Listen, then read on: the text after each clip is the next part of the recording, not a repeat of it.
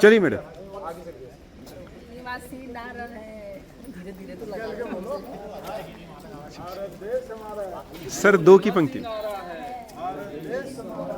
मूल निवासी नारा है, देश हमारा है, हमारी शान, भारत का संविधान, भारत का संविधान, भारत का संविधान।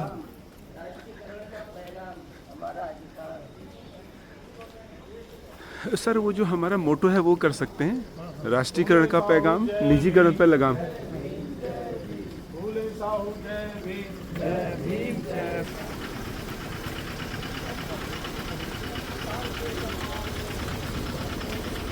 आइए आइए आइए मैडम आइए, एक मिनट रुक जाओ। हमारी शान, हमारी शान, हमारी शान, जो मूल निवासी भारत देश हमारा है, भारत देश हमारा है, भारत देश हमारा है।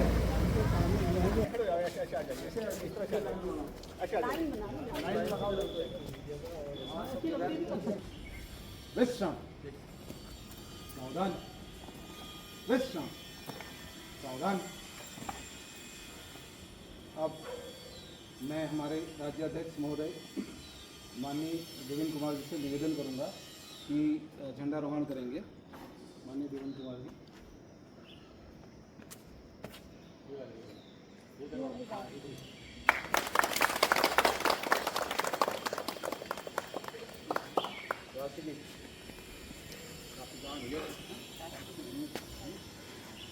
मूल निवासी राष्ट्रीय गीत कनेक्ट नहीं होता।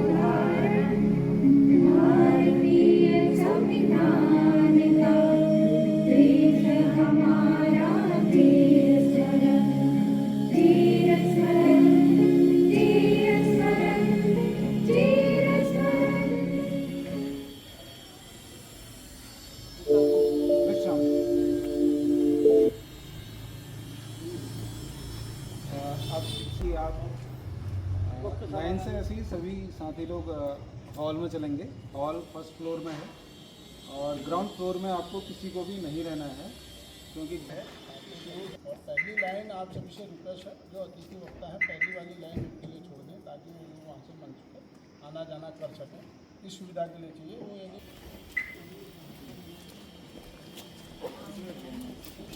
मैडम इधर आप। बाहर है सर। हमारे बीच कैलाश चंद आर्य मूल निवासी इस समय उपस्थित हैं और जो कि एक कविता हमारे सामने प्रस्तुत कर रहे हैं। और ये बड़ी खुशी की बात होती है कि एजुकेटेड हैं, एमएससी मैथमेटिक्स हैं और नेट क्वालिफाइड हैं। आने वाले समय में हायर एजुकेशन में जाने की इच्छा रखते हैं। तो कैलाश चंद आर्य प्लीज, कैलाश चंद आर्य जी की स्वरचित कविता। जय भीम सभी को। तो हमने 2 पंक्तियाँ लिखी हैं करता आपको सुनाने की। थोड़ा शब्दों का चयन जैसा भी होगा हमारे तरफ से माफ़ी चाहेंगे।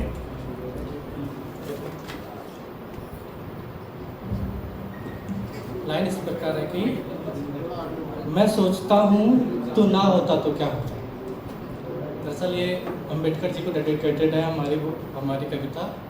तो इसकी लाइन है कि मैं सोचता हूँ तो ना होता तो क्या होता, मेहनत मेरी, परिश्रम मेरा, कष्ट दुख आंसू पसीना सब कुछ मेरा, फिर भी मैं भूखा सोता तो क्या होता, मैं सोचता हूँ तो ना होता तो क्या होता।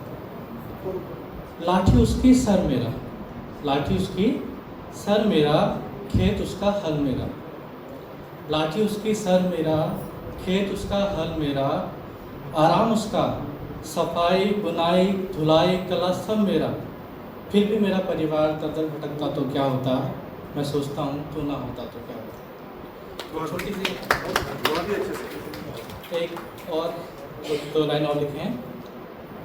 दूसरी कविता दरअसल, जो समझ गया है ज्ञान को वो बुद्ध का ही ध्यान है, जो समझ गया है ज्ञान को वो बुद्ध का ही ध्यान है, जो करे बात तर्कों से वो कबीर का विज्ञान है।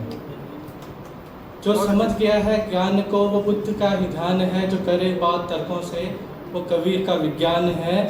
दुखों के सागर में बवंडर सब फंसा जो संसार था, दुखों के सागर में बवंडर सब फंसा जो संसार था, वो आज जी रहा है अभिमान से, ये भीम का वरदान है, ये भीम का वरदान है। तोड़ी सारी जंजीरों को, तोड़ी सारी जंजीरों को, बनाया पथ उसने अंधेरों में। आप सब कुछ जानते हैं कि उन्होंने दिन रात पढ़ के बहुत कुछ संघर्ष किया है। तोड़ी सारी जंजीरों को, बनाया पथ उसने अंधेरों में, हम समझ नहीं सकते हैं जो कुछ बीते उसकी सीने में। तोड़ी सारी जंजीरों को, बनाया पथ उसने अंधेरों में, हम समझ नहीं सकते हैं जो कुछ बीती उसकी सीने में। रातों को जगता तपता रोता, रातों को जगता तपता रोता, जीता था नए सवेरे में। तू जी रहा है स्वाभिमान से, ये भीम का बलिदान है, ये भीम का बलिदान है। Thank you. बहुत शानदार। सारी स्टोरी, कौन होता है मुसीबत में किसी का दोस्त, कौन होता है मुसीबत में किसी का दोस्त, आग लगती है तो पत्ते भी हवा देते हैं। कौन होता है मुसीबत में किसी का दोस्त, आग लगती है तो पत्ते भी हवा देते हैं। हम तो सालों से बंद हैं अंधेरी कोठरियों में, हम तो सालों से बंद हैं अंधेरी कोठरियों में, दरवाज़ा खोलो तो अपने भी दगा देते हैं। वो जो फर्स्ट वाली फर्स्ट वाली सभी साथियों से अनुरोध है कि कृपया सुनने का कष्ट करेंगे। बहुत बहुत साधुवाद हमारे संचालक महोदय जी समय देने के लिए।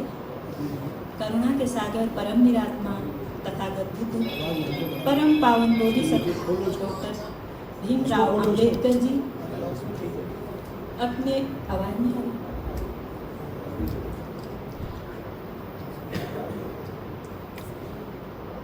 परम निरात्मा तथा जी अपने बहुजन समाज में जन्मे सभी संतों महापुरुषों महान नायकों और नायिकाओं को नमन बंदन करते हुए आज इस सभागार में उपस्थित सभी को मेरा सादर जय भीम नमो बुद्धाय। मैं जो हमारे जो संविधान की जो मानव मूल्य हैं मैं उससे शुरुआत करूंगी, तब जाके मैं गाना सुनाऊंगी। मैं नेपाली भाषा में जो है संविधान की उद्देशिका लिखी है, तो मैं इसी को पढ़ने के बाद मैं गीत सुनाऊंगी।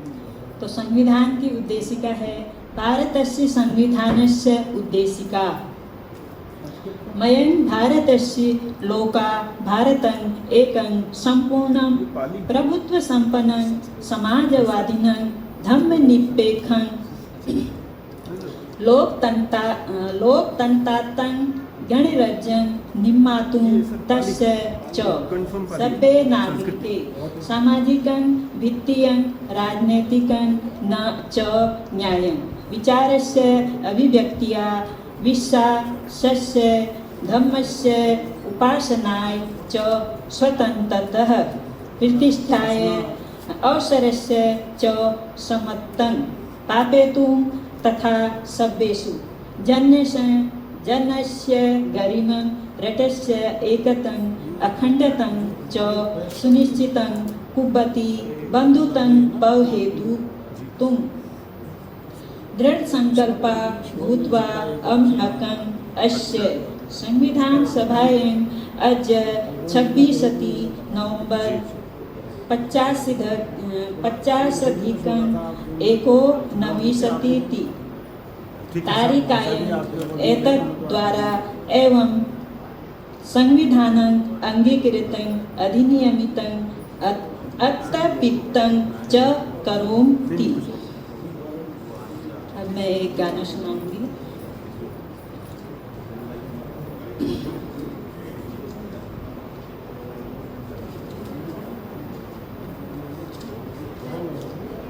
तुम्हारी मेहनत बाबा साहब, तुम्हारी मेहनत दिन पे दिन रंग लाने लगी है, दिन पे दिन रंग लाने लगी है।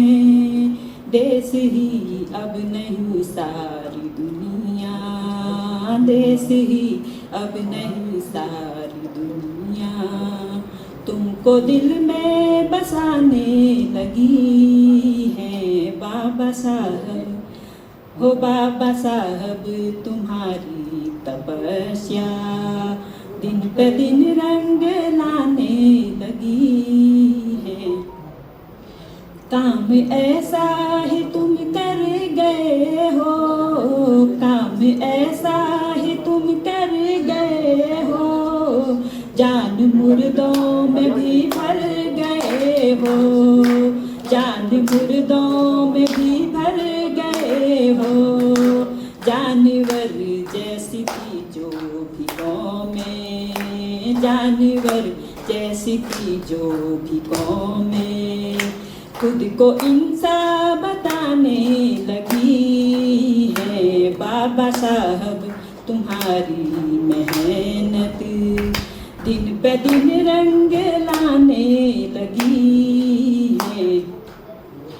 वक्त बदला न बदला जमाना, वक्त बदला न बदला जमाना, आज भी है हम उनका निशाना, आज भी है हम उनका निशाना।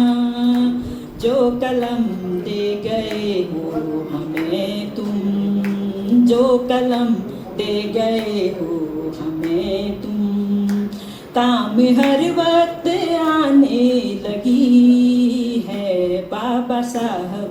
तुम्हारी मेहनत दिन पे दिन रंग लाने लगी है।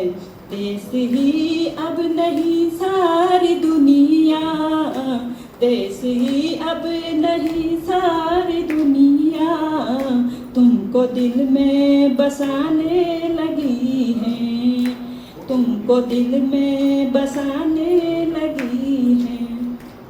जब तुम बचपन में पढ़ने गए थे, जब तुम बचपन में पढ़ने गए थे, घूंट नफरत की ढेरों पिए थे, घूंट नफरत की ढेरों पिए थे। आँख से जो गिरे तुम्हारे आंसू, आँखों से जो गिरे तुम्हारे आंसू, ज्ञान की लौ जगाने लगी है बाबा साहब। तुम्हारा संघर्ष बाबा साहब, तुम्हारी मेहनत दिन पे दिन रंग लाने लगी है। शिक्षा संघर्ष और भाईचारा, शिक्षा संघर्ष और भाईचारा, तेरे जीवन का था यही नारा, तेरे जीवन का था यही नारा। तुम्हारे समता की ज्योति जगमगा कर, तुम्हारे समता की ज्योति जगमगा कर, नया भारत बनाने लगी है बाबा साहब। तुम्हारी मेहनत दिन पे दिन रंग लाने लगी है बाबा साहब।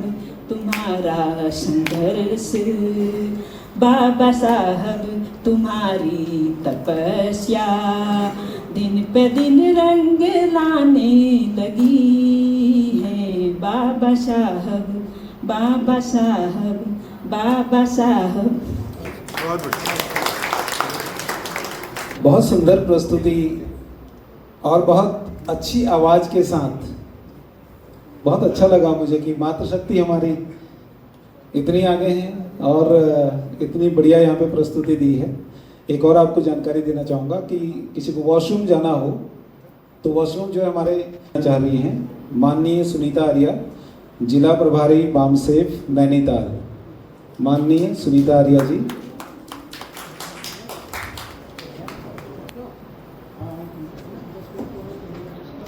सभी हमारे मूल निवासी समाज में जन्मे महापुरुष और नायिकाओं को नमन करते हुए आप सभी मूल निवासी साथियों को मेरा जय भीम, जय मूल निवासी, जय भारत, जय संविधान। कारवां चल रहा है और हम बाबा साहब को याद करते हैं, तो बाबा साहब पर ही मैंने भी चंद लाइनें लिखी हैं और मौका मिल गया तो मैंने कहा चलो यहाँ सुना दी जाए। कुछ कर गुजरने की तमन्ना और सैलाब हमेशा दिल में था, कुछ कर गुजरने की तमन्ना और सैलाब हमेशा दिल में था। बाबा साहब को जाना जैसे खुद को जानने जैसा था, खुद को जानने जैसा था। मैं क्या हूँ, क्या था और क्या है मेरा वजूद। मेरे कण कण में ढूंढा तो मिले हर जगह बाबा साहब मौजूद, बाबा साहब मौजूद। पानी रोटी ऐशो आराम, पानी रोटी और ऐशो आराम और मेरी आज़ादी, बाबा साहब का संघर्ष ही बना मेरे जीवन की आबादी, मेरे जीवन की आबादी। अपना सब कुछ खोकर, अपना सब कुछ खोकर बाबा साहब ने हम सबकी पहचान और मेरी पहचान बनाई है। मैं क्या, हर वर्ग, हर नारी की आवाज़ उन्होंने हमेशा उठाई है, हमेशा उठाई है। जितना जाना अभी कम जाना, कोशिश बरकरार रहेगी। बाबा साहब के संघर्षों की कहानी अमर है और हमेशा अमर रहेगी, अमर रहेगी। अंधविश्वास और पाखंडवाद को जड़ से मिटाना है। बाबा साहब के ज्ञान का दीपक हर घर में जलाना है, हर घर में जलाना है। जय भीम। धन्यवाद मैम। आप तो हमारे बामसेफ की रीढ़ की हड्डी हैं। जिला नैनीताल में कार्यकर्ता आप जैसे बहुत कम मिलते हैं और ख़ास तौर पे महिलाएं अगर इतना सहयोग देते हैं तो बहुत अच्छा लगता है। तो आप उन सभी महिलाओं के लिए एक प्रेरणा स्रोत हैं जो अभी घर में बैठे हुए हैं और जिनको मालूम नहीं है कि हमारा जिला नैनीताल अधिवेशन भी हो रहा है। यदि मालूम है उसके बाद भी यहाँ नहीं पहुँच रहे हैं, तो ऐसे लोगों को आप आगे लाने की कोशिश करते हैं। थैंक यू वेरी मच अपनी प्रस्तुति के लिए। और कोई साथी हैं, कोई ये हमारे देने के लिए मैंने कहा चलो अभी मीटिंग शुरू नहीं हुई है तो थोड़ा सा टाइम और ले लिया जाए। एक पहाड़ी गीत है, वो मैंने एक फिल्मी गीत से उसको पहाड़ी बनाया है और वो संगठन का है, लेकिन हमारा संगठन जो बामसेफ का संगठन बना हुआ है, अब हमने नए संगठन नहीं बनाने हैं। जिस संगठन से हम जुड़े हैं उसी को हमने आगे बढ़ाना है और उसी में बढ़ चढ़ के हिस्सा लेना है। तो एक गीत पहाड़ी में और आप सबके सामने रखूँगी। हम संगठन बनू लो, हम संगठन बनू लो, सब एक है बेरा, एक बटा ही टूलो जय भीम करेगा। हम एक बटा ही टूलो जय भीम करेगा। हम संगठन बनू लो, हम संगठन बनू लो, सब एक है बेरा, एक बटा ही टूलो जय भीम के बीरा, हम एक बटा ही टूलो जय भीम के बीरा। आज तलक रे गया अन्यार में गधर में, आज तलक रे गया अन्यार में गधर में, कश फतोड़ी गया गीले में कचर में, कश फतोड़ी गया गीले में कचर में, भोते भुक्ति है हमले, भोते भुक्ति है हमले, खाली असबदी बेरा, एक बटा ही टूलो जय भीम के बीरा, हम एक बटा ही टूलो जय भीम के बीरा। हम संगठन बनू लो, हम संगठन बनू लो, सब एक है बेरा, एक बटा ही टूलो जय भीम के बीरा। हम यश समाज बनू लो, जाते और म्योरनी है सको, हम यश समाज बनू लो, जाते और म्योरनी है सको, हम यश बाटा बनू लो, जानन ठुल लहिट सको, हम यश बाटा बनू लो, जानन ठुल लहिट सको, सुख शांति की होली बाता, सुख शांति की होली बाता, संकल्प लिबेरा, एक बटा ही टूलो जय भीम के बीरा, हम एक बटा ही टूलो जय भीम के बीरा।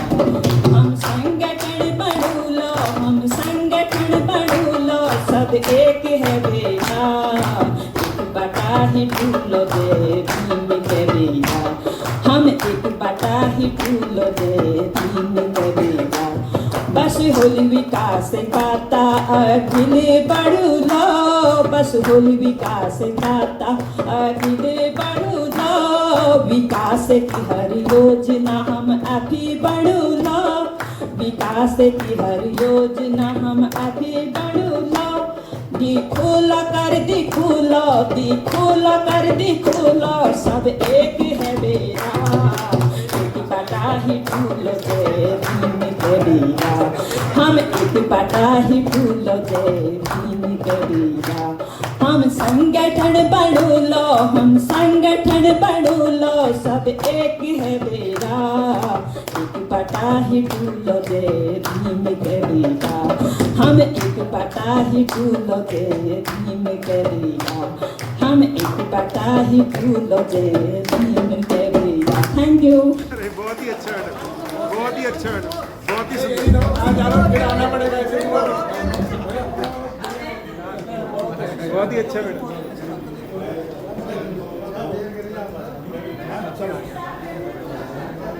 बहुत सुंदर प्रस्तुति और बड़ा मजा आया। ऐसी प्रस्तुतियां अगर हमारे मूल निवासी साथी देते रहते तो बड़ी बहुत अच्छी बात है। असल में हमारा कल्चर भी है और इस तरीके की प्रस्तुतियां हमें हमारे कल्चर से जोड़ती हैं। और कोई मूल निवासी साथी हैं हमारे बीच, नीरू कपूर जी आ रही है, स्वागत कीजिएगा नीरू कपूर जी अपनी प्रस्तुति देने के लिए। धन्यवाद सर। वैसे तो मेरी आवाज़ बिल्कुल बहुत अच्छी नहीं है, लेकिन कोशिश करूंगी कि नहीं, बहुत अच्छी है मैडम। क्योंकि आज जुकाम भी लगाया, थोड़ा तबीयत भी ठीक नहीं है। तो उपस्थित सभी साथियों को जय भीम, जय मूल निवासी। एक छोटा सा 4 लाइन है बाबा साहब के जन्म के बारे में, तो गाने के माध्यम से उसको प्रस्तुत करूंगी।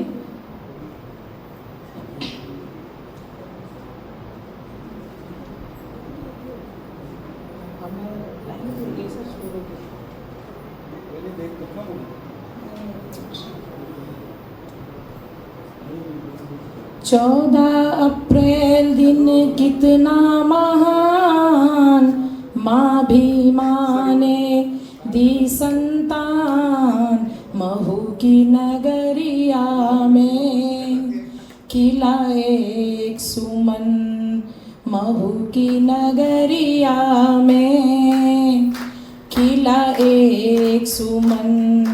14 अप्रैल दिन कितना महान, माँ भीमा ने दी संतान, महू की नगरिया में खिला एक सुमन।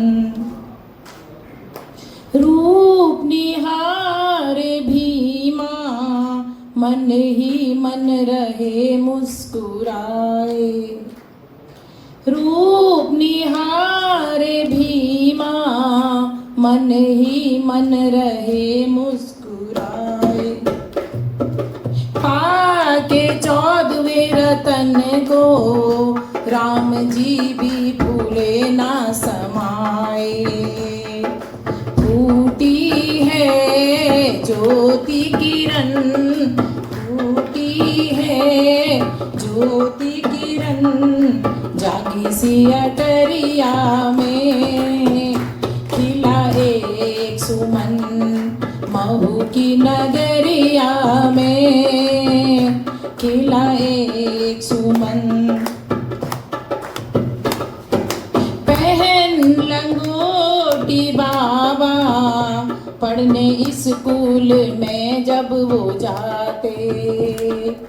पहन लंगोटी बाबा पढ़ने स्कूल में जब वो जाते। सब बच्चे पढ़ते भीतर, बाबा बाहर से टाट बिछाते। सब बच्चे पढ़ते भीतर, बाबा बाहर से टाट बिछाते। मिलता था उन्हें रोज अपमान, मिलता था उन्हें रोज अपमान। बैठ के दुअरिया में खिला एक सुमन। महू की नगरिया में खिला एक सुमन। लाख मुसीबत आई पर बाबा नहीं घबराए। लाख मुसीबत आई पर बाबा नहीं घबराए। सैकड़ों दुख सहकर बैरिस्टर बन कर के आए। सैकड़ों दुख सहकर बैरिस्टर बन कर के आए। बन के गिरी बाबा जी मनवादिन की नजरिया में खिला एक सुमन। महू की नगरिया में खिला एक सुमन। 14 अप्रैल दिन कितना महान, माँ भीमा ने दी संतान। महू की नगरिया में खिला एक सुमन। महू की नगरिया में खिला एक सुमन। जय भीम, जय भीम। कि इस तरीके की प्रस्तुति यहाँ पे दी गई। मैं फिर बताऊंगा कि ये कल्चर हमारा था और है, और इस तरीके की प्रस्तुतियाँ हमें हमारे कल्चर से जोड़ती हैं। सभी से निवेदन रहेगा कि अपने शूज़ बाहर उतार लें, अंदर नहीं लाएं तो स्वच्छता बनी रहेगी, और स्वच्छता हमारा मूल कर्तव्य है। इसके बाद चूँकि हमारे चीफ गेस्ट पहुंच चुके हैं और मैं गिरीश चंद आर्य मंच पे उपस्थित हैं, मंच पे आसन ग्रहण करने हेतु हम आमंत्रित करता हूं माननीय देवेंद्र कुमार जी, हमारे राज्याध्यक्ष महोदय, बाम से उत्तराखंड, जो कि आज के कार्यक्रम की अध्यक्षता करेंगे। माननीय देवेंद्र कुमार जी। उद्घाटक के रूप में माननीय शंकरलाल जी अपना स्थान ग्रहण करने का कष्ट करेंगे मंच पर।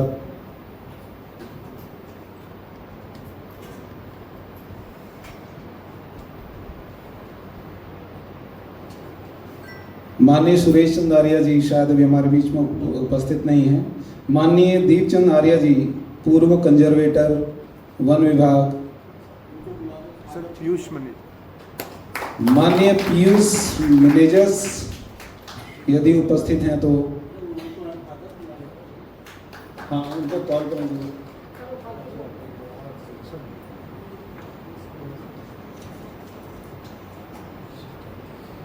माननीय SR आर्या जी, निदेशक अल्मोड़ा अर्बन कोऑपरेटिव बैंक।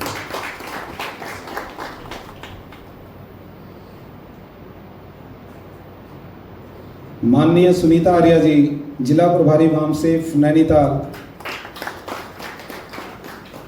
माननीय सुनीता आर्या जी।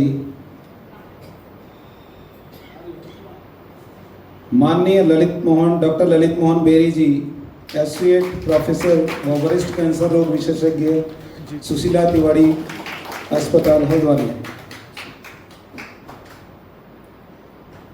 माननीय प्रोफेसर प्रकाश चनियाल जी, DSB campus Kumar university Nainital. माननीय किशन चंद्रा जी, सेवानिवृत्त अधिशासी अभियंता। माननीय प्रोफेसर सचिन कुमार जी, जीबी पंत कृषि एवं प्रौद्योगिकी विश्वविद्यालय पंतनगर।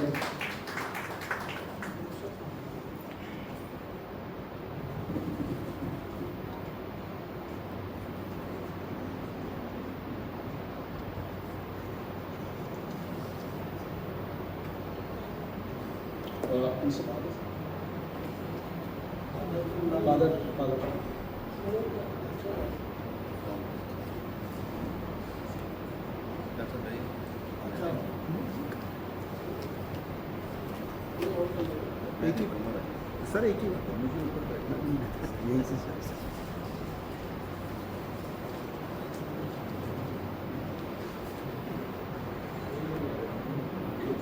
उमाशंकर सर जी से निवेदन है कि यहाँ के प्रबंधक फादर जो हैं उनको माननीय मनोज जी को मैं आमंत्रित करता हूँ और सभी साथी खड़े हो जाएंगे।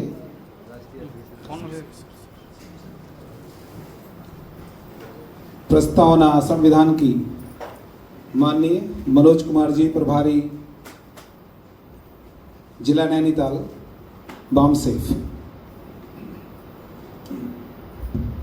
धन्यवाद संचालक महोदय।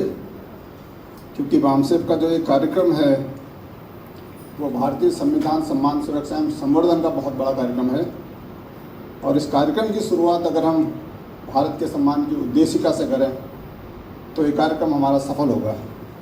मैं हाथ आगे करूंगा और संविधान की प्रस्तावना दोहराऊंगा, आप लोग मेरे साथ उसको दोहराएंगे मेरे पीछे। हम भारत के लोग भारत को एक संपूर्ण प्रभुत्व संपन्न समाजवादी पंथ निरपेक्ष लोकतंत्रात्मक गणराज्य बनाने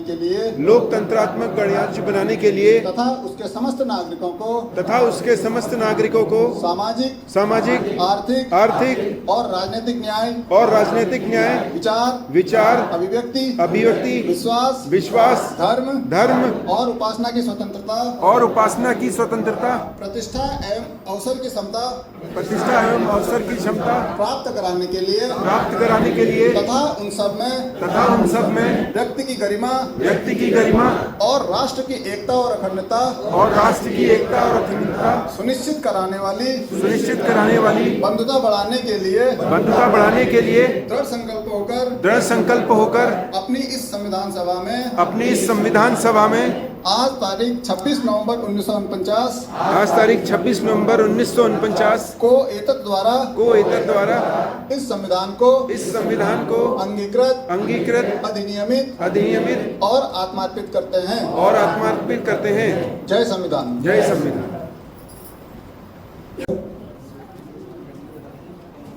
इसी क्रम में मैं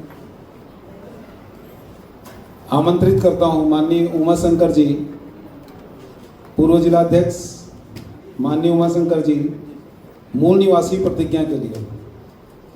चूंकि ये दो हमारे लिए बहुत महत्वपूर्ण है, संविधान की प्रस्तावना और मूल निवासी प्रतिज्ञा। एक बार फिर आपसे अनुरोध है कि एक बार फिर खड़े होकर हाथ आगे करके मूल निवासी प्रतिज्ञा भी ले लेंगे। माननीय उमाशंकर जी।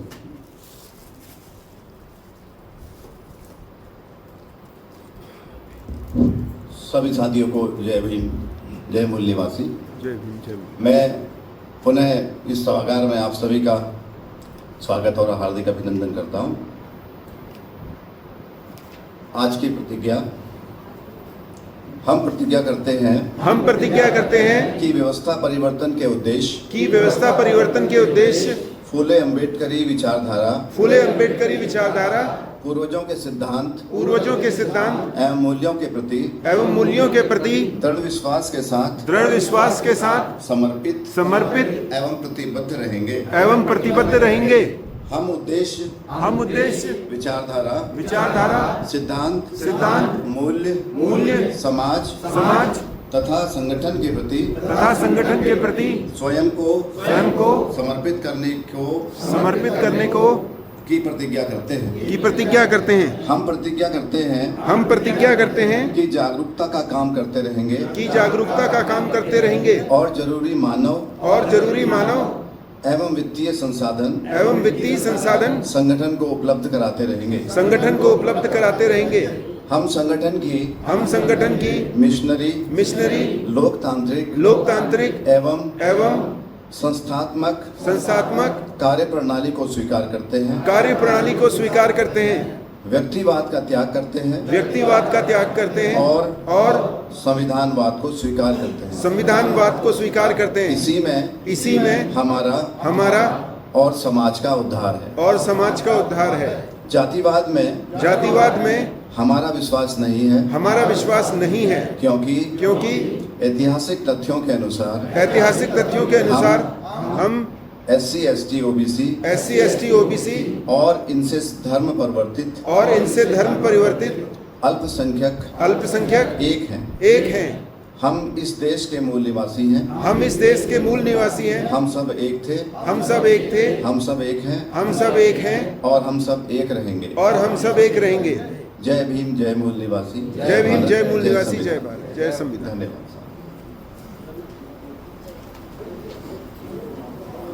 धन्यवाद जी। पूर्व जिलाध्यक्ष बामसेफ नैनीताल।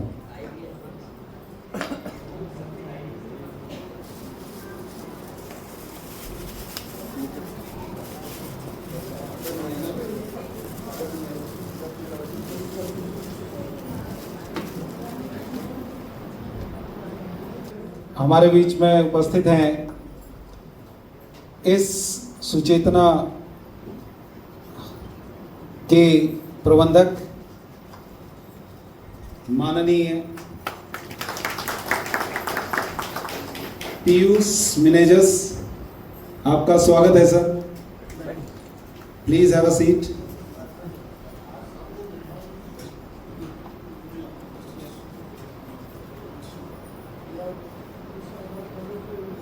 सर, मुख्य अतिथि महोदय हमारे बीच में उपस्थित हैं।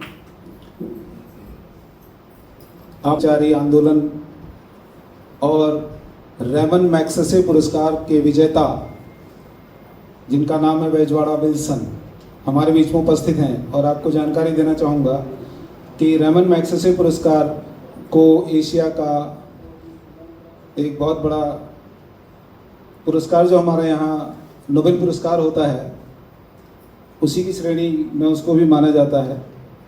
तो माननीय बैजवाड़ा विल्सन जी आज हमारे मुख्य अतिथि हैं और जो उपस्थित हो चुके हैं, प्लीज हम सब माननीय बैजवाड़ा विल्सन जी का स्वागत करते हैं।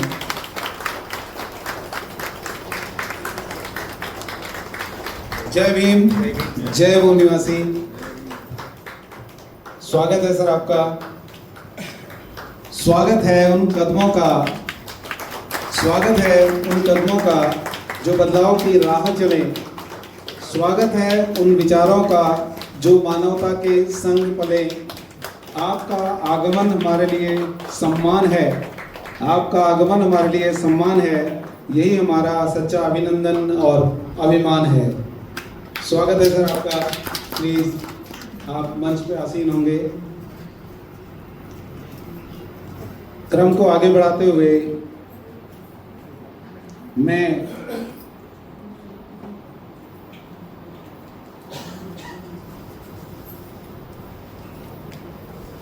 संविधान की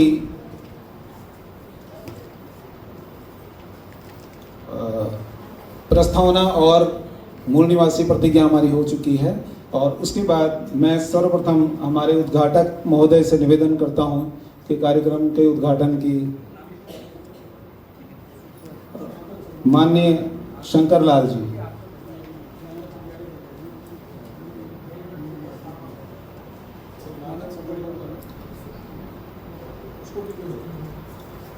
स्वागत संबोधन के लिए सर्वप्रथम मैं आमंत्रित करता हूं माननीय सुनीता आर्या जी, जिला प्रभारी वामसेफ नैनीताल।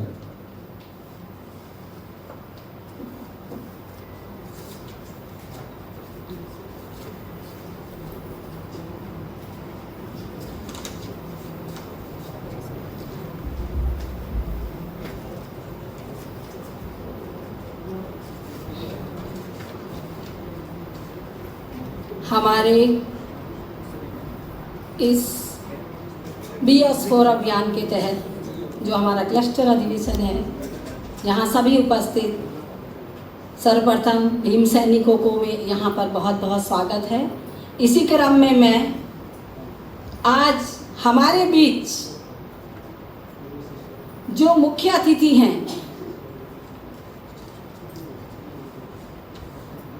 उनके बारे में आप सभी का अवगत कराना चाहूँगी और उनका स्वागत करना चाहूँगी। उनका परिचय देने से पहले मैं उनके लिए चंद लाइनों में बताना चाहूँगी कि वो एक ऐसी शख्सियत हैं जिनकी नाम और पहचान बहुत कम ढूंढने पर मिलती है, अमूल्य हैं, जिनको मैंने जब उनका नाम सुना तो मैंने खुद ऐसा महसूस किया कि हमारे मूल निवासी समाज में ऐसे भी शख्स हैं जिन्होंने धरातल पर सितारे बिछाए उन लोगों के लिए। तो मैं उनके बारे में चंद लाइनें बोलूँगी, क्योंकि ये कविता मेरी नहीं, ये ईस्टर्न मैरीलाइंड यूनिवर्सिटी के प्रोफेसर जी की है, गौरव पठानिया जी की। उसकी चंद लाइनें बोलूँगी। सुबह हजारों लोग कांधे पर रस्सी, हाथ में डंडी लिए निकल पड़ते हैं। अंतरिक्ष यात्री की तरह उतर जाते हैं उस ब्लैक होल में और बाहर निकलकर या तो एक खबर बनकर आते हैं या एक रिपोर्ट बनकर कि मैन होल में सफाई करते हुए 2000 से भी ज़्यादा लोग दम तोड़ देते हैं। सदियों से इस जाति के गुरुत्वाकर्षण ने ज्ञान रूपी प्रकाश की गति इतनी धीमी कर दी कि हम अपने घर के नीचे का खगोल शास्त्र नहीं पढ़ पाते। तो दुनिया तो चांद पर पहुंच गई, लेकिन उन लोगों के लिए जीवन अमावस्या लगता है और वो इंतज़ार करते हैं कि कोई मसीहा आएगा और कोई मसीहा आएगा, लेकिन मसीहा कभी नहीं आते। मसीहा कभी नहीं आते हैं। आते हैं तो इंसान काम करते हैं, तो इंसान और इंसान ही बताते हैं कि जीवन की गरिमा का मूल्य कितना जरूरी है, जिसमें जन्मगत बंधन नहीं होना चाहिए। ऐसे ही महान इंसान हमारे बीच मुख्य अतिथि के रूप में उपस्थित हैं माननीय मूल निवासी बेजवाड़ा विल्सन जी। जोरदार तालियों के साथ मैं उनका स्वागत करना चाहूँगी। जोरदार तालियों से गूंज उठना चाहिए, क्योंकि इनके बारे में मैंने भी इतने कम समय में जितना जाना शायद बहुत कम।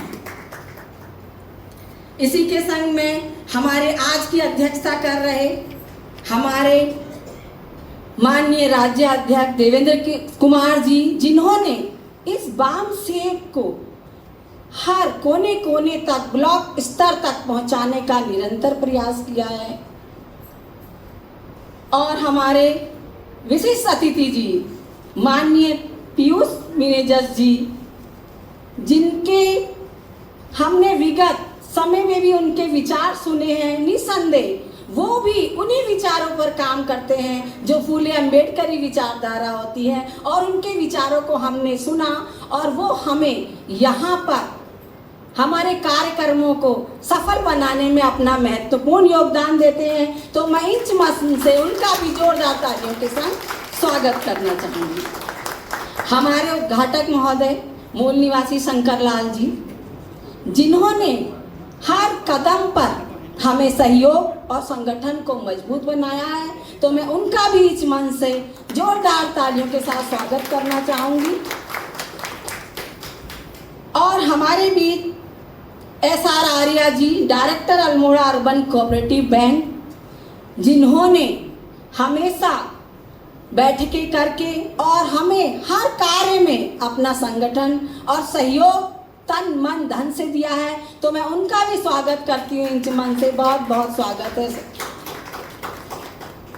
इसी क्रम में हमारे प्रस्तावक डॉक्टर ललित मोहन बेरी जी, जिनको सभी जानते हैं, वो अपने कार्य क्षेत्र में हमारे मूल निवासी समाज को जागरूक करने का और उनकी स्वास्थ्य के क्षेत्र में निष्पक्ष भाव से मदद करते हैं, तो मैं उनका भी बहुत बहुत स्वागत और अभिनंदन करती हूँ।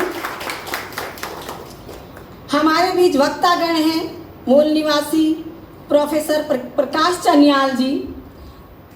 बैठकों में तो मैं उनसे बहुत परिचित हुई, लेकिन जब वो इस बार हमारी जिला कार्यकारिणी से जुड़े तो हमें लगा निसंदेह हमें एक ऐसा मजबूत स्तंभ और मिल गया है जो हमारे संगठन को गति देंगे।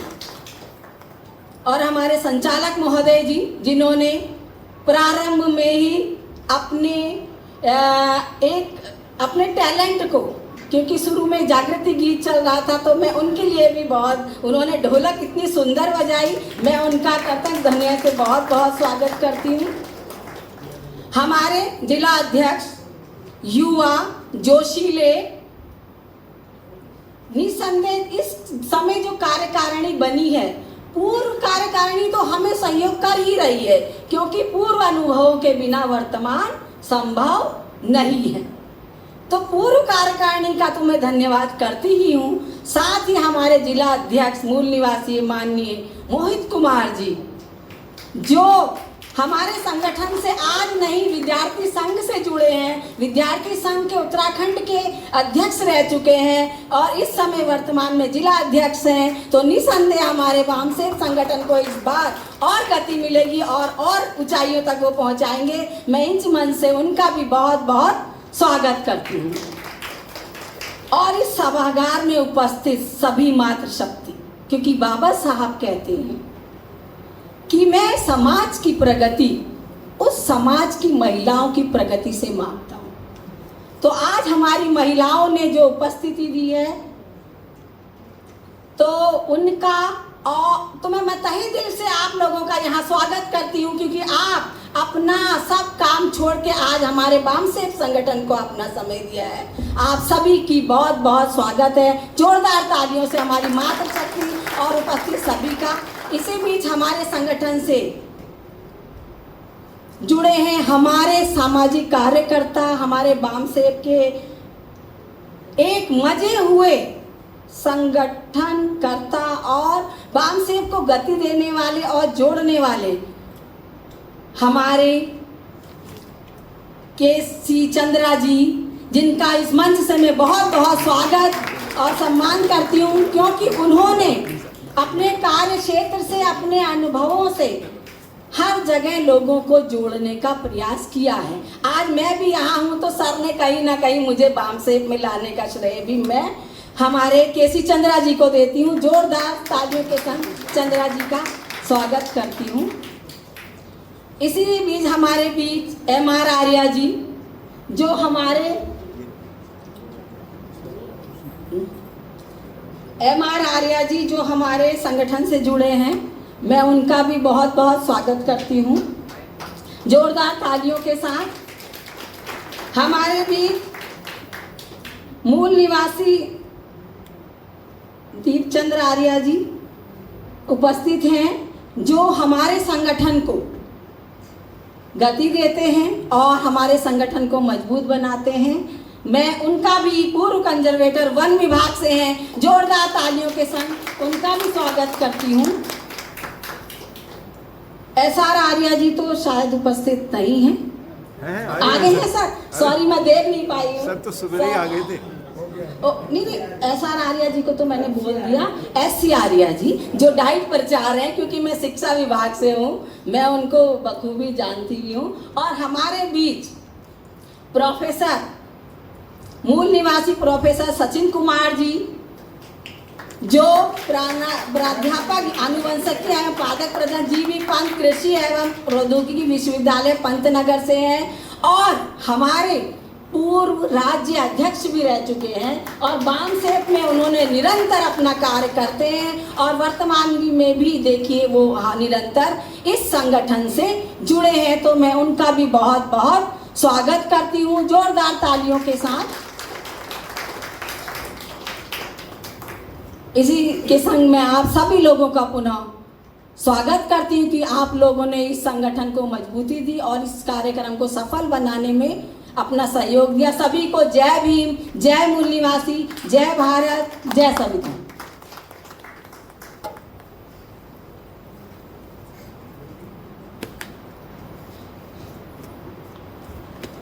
धन्यवाद माननीय मूल निवासी सुनीता आर्या जी। कलम भी आपकी, सभ्यता भी आपकी, संघर्ष की पहचान भी आप, समता और जागृति की राह पर शत शत मातृशक्ति को नमन।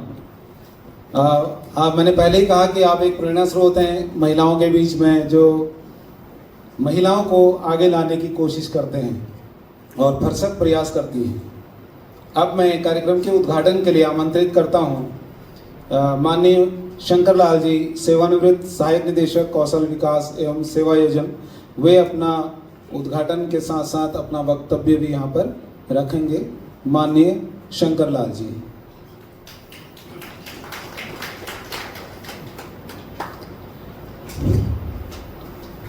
सभी साथियों को जय भीम, जय मूल निवासी।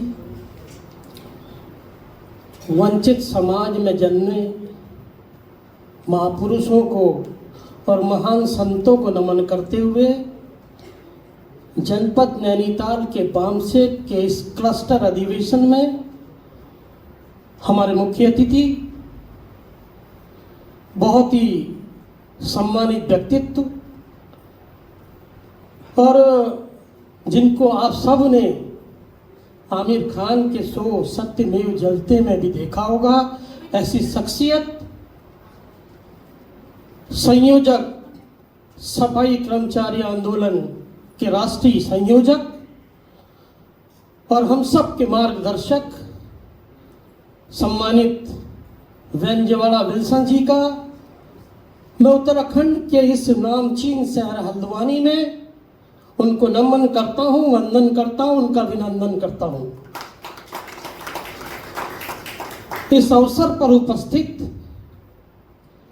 बहुत ही जीवट व्यक्तित्व के धनी और इस सत्र की अध्यक्षता कर रहे बामसेफ के प्रदेश अध्यक्ष सम्मानित आदरणीय देवन कुमार जी को भी मैं वंदन करता हूं, और हमारे बीच में सुचेतना सोशल सर्विस सेंटर के प्रबंधक, जिनका असीम सहयोग हमको मिलता रहता है, मैं प्रबंधक महोदय पीयूष मिजनेश साहब का हार्दिक अभिनंदन और स्वागत करता हूं। इस अवसर पर उपस्थित हमारे विशिष्ट अतिथि महोदयों का और वक्तागण साहिबानों का मैं उनको वंदन करता हूं, और इस सभागार के उस ओर जो समाज के सच्चे प्रहरी और समाज के सच्चे रक्षक और जिनके दिलों में समाज का दर्द है, मैं ऐसी महान मिशनरी साथियों को उनके चरणों में प्रणाम निवेदित करते हुए उनको वंदन करता हूँ। साथियों, मैं मूल निवासी संघ जनपद नैनीताल की पूरी टीम को उनका आभार व्यक्त करूंगा कि उन्होंने मुझ जैसे अदने से कार्यकर्ता को ये सम्मान दिया कि मैं इस सत्र का उद्घाटन करूं। इससे पूर्व मैं विषय पर अपनी बात रखूं, मैं आपको बामसेब की थोड़ी सी उसकी पृष्ठभूमि से अवगत कराना चाहूँगा। साथियों, भारतीय ब्राह्मणवादी हिंदू सामाजिक व्यवस्था की परंपरा में दलित समाज के सबसे लोग आज भी सर्वत्र अपमानित और घृणा के पात्र समझे जाते हैं और दलित समुदाय और बुद्धिजीवी लोगों की ये सोच, पिछड़े समुदाय की ये सोच कि हम बहुत शिक्षित होने और धन संपन्न होने और शासन और प्रशासन में अच्छे पदों पर सुशोभित होने के बावजूद हमको वो सम्मान मिलेगा जो हिंदू लोगों को, हिंदू स्वर्ण हिंदुओं को मिलता है। ये हमारी बहुत बड़ी भूल है और इस भूल को हम हमेशा से करते चले आ रहे हैं और ये इसकी धारणा बिल्कुल निर्मूल है। इसकी जो स्पष्टता है उसको हम इन दो वाक्यों से देख सकते हैं। साथियों, आजाद भारत की राजनीति में दलित नेता बाबू जगजीवन राम जी भारतीय राजनीति में दलित नेता के प्रतिनिधित्व के रूप में माने जाते हैं और वो बहुत उच्च शिक्षा प्राप्त थे और धन संपन्न थे और केंद्र सरकार में लगभग 33 वर्षों तक जिन्होंने कैबिनेट स्तर का मंत्री का पद हासिल किया था और जिन्हें रेलवे और रक्षा जैसे मंत्रालयों में सर्वाधिक सफल मंत्री के रूप में जाना जाता है। इसके बावजूद भी सन 1978 में जब वो भारत के उप प्रधानमंत्री थे तो उनको बनारस में डॉक्टर संपूर्णानंद वर्मा की प्रतिमा का अनावरण करने के लिए बुलाया गया और वो बनारस गए और उन्होंने डॉक्टर संपूर्णानंद वर्मा की प्रतिमा का अनावरण किया और उनके वहां से चले जाने के बाद बनारस के ब्राह्मणों ने, वहां के पुजारियों ने एक अछूत व्यक्ति बाबू जगजीवन राम जी के मात्र प्रतिमा को छूने से उसे अपवित्र मानकर उसको गंगा जल से और गौमूत्र से धोकर पवित्र किया। ये घृणा मात्र बाबू जगजीवन राम जी की नहीं थी, ये घृणा समस्त दलित समुदाय की थी और ये मानसिकता स्वर्ण समुदाय के लोगों की थी। और दूसरी जातिवाद की पराकाष्ठा हमें तब देखने को मिलती है जब एक भारतीय दलित समुदाय का गरिमामय प्रतिष्ठित व्यक्ति अछूत होने के कारण देश में नहीं विदेशों में भी अपमान का भागीदारी होता है और उसको अपमान सहना पड़ता है। इसको हम सन 2000 की घटना से देखते हैं जब भारत के राष्ट्रपति महामहिम KR नारायण साहब अपनी फ्रांस की यात्रा पर गए तो वहां के एक दैनिक समाचार पत्र ला फिगारो ने उनको भारत का छूत राष्ट्रपति कहकर संबोधित किया। ये अपमान भारत के नागरिकों का नहीं बल्कि पूरे दलित समाज का अपमान था। इन दोनों घटनाओं से आहत विषमता मूलक हिंदू वर्णावस्था की परंपरा में भारतीय दलित समुदाय हमेशा से छुआछूत और सर्वत्र अपमान का भागीदारी होता है और सर्वत्र घृणा फैलाने का काम आज भी हम देख रहे हैं। स्वर्ण मानसिकता के लोग लगातार करते चले आ रहे हैं और इन्हीं घटनाओं से आहत भारत का दलित और बुद्धिजीवी समाज ने संगठित होकर एक मंच पर आकर सामाजिक परिवर्तन के आंदोलन को जड़ से उखाड़ने के बाद सामाजिक परिवर्तन के आंदोलन को एक नई दिशा दी और नया आंदोलन प्रारंभ किया। और सन 1964 में मान्यवर काशी राम साहब ने अपने राजकीय सेवा से त्याग पत्र देकर अपना पूरा जीवन समाज के लिए बिताने का संकल्प लिया और उन्होंने निश्चय किया कि वो दलित समुदाय के शिक्षित पिछड़े समुदाय के बुद्धिजीवी लोगों को संगठित करके एक राष्ट्रीय स्तर पर एक सशस्त्र संगठन का निर्माण आवश्यक है। और बहुत लंबी अवधि तक चिंतन करने के बाद इस उद्देश्य की पूर्ति के लिए उन्होंने शिक्षित और बुद्धिजीवी कर्मचारियों को एक मंच पर संगठित करके एक नई दिशा को प्रारंभ करने का कार्य किया और इस प्रकार मान्यवर काशी राम साहब ने समूचे दलित और पिछड़ी जाति के लोगों को संगठित करके एक सूत्र में बांध कर भारत की समस्त बहुजन समाज की 6,743 जातियों को संगठित करने का कार्य किया और बामसेफ नामक एक अखिल भारतीय संगठन के निर्माण का निश्चय किया। और इस प्रकार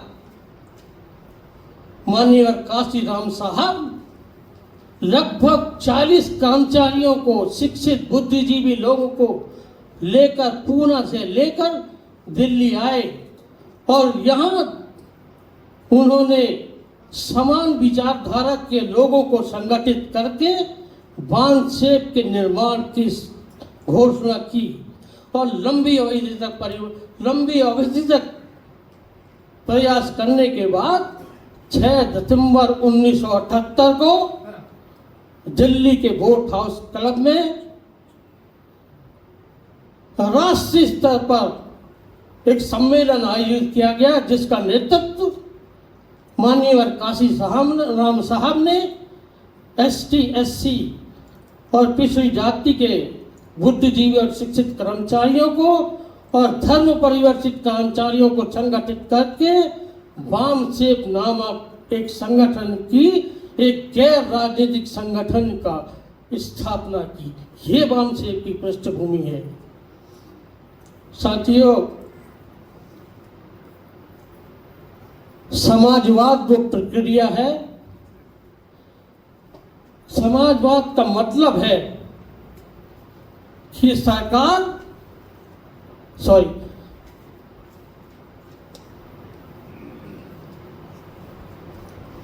सरकार लोगों द्वारा चलाई जाएगी, लोगों के द्वारा ही बनाई जाएगी और सरकार की ये जिम्मेदारी होगी कि वो सबका भला करे, सबका विकास करे और सरकार ये मानती हो, ऐसी व्यवस्था हो कि हर किसी का विकास हो, हर किसी का भला हो। और सरकार की ये जिम्मेदारी है कि वो सबके बच्चे की अच्छी स्कूलिंग हो, सबके बच्चे अच्छे स्कूल में पढ़ें और हर व्यक्ति को नौकरी मिले, हर हाथ को काम मिले और हर एक किसी को नौकरी मिले। ये समाजवाद का मतलब है। और पूरा समाज एक जैसा हो, राष्ट्रपति का बच्चा हो या किसी मजदूर का बच्चा हो, सबकी स्कूलिंग एक जैसी हो, ये समाजवाद का मतलब है।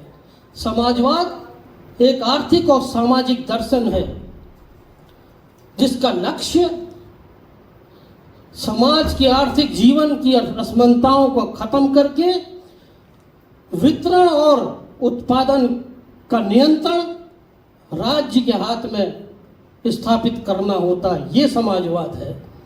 निजीकरण वो प्रक्रिया है जिसमें सरकार के स्वामित्व वाले उद्योगों, उपक्रमों और संस्थाओं को निजी क्षेत्र में हस्तांतरित कर दिया जाता है।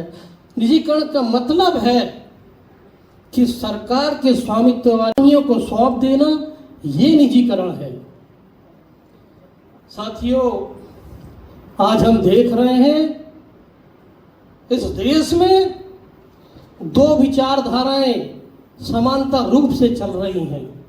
एक वो है जो देश में समता, स्वतंत्रता और बंधुत्व के आधार पर देश में लोकतंत्रात्मक गणराज्य, लोकतंत्रात्मक राष्ट्रवाद स्थापित करना चाहती है और जो मानवीय मूल्यों के हमेशा पक्षधर रही है। और कहा जा सकता है कि देश और देशवासियों की सुरक्षा और अस्तित्व की भावना ही शुद्ध राष्ट्रवाद है।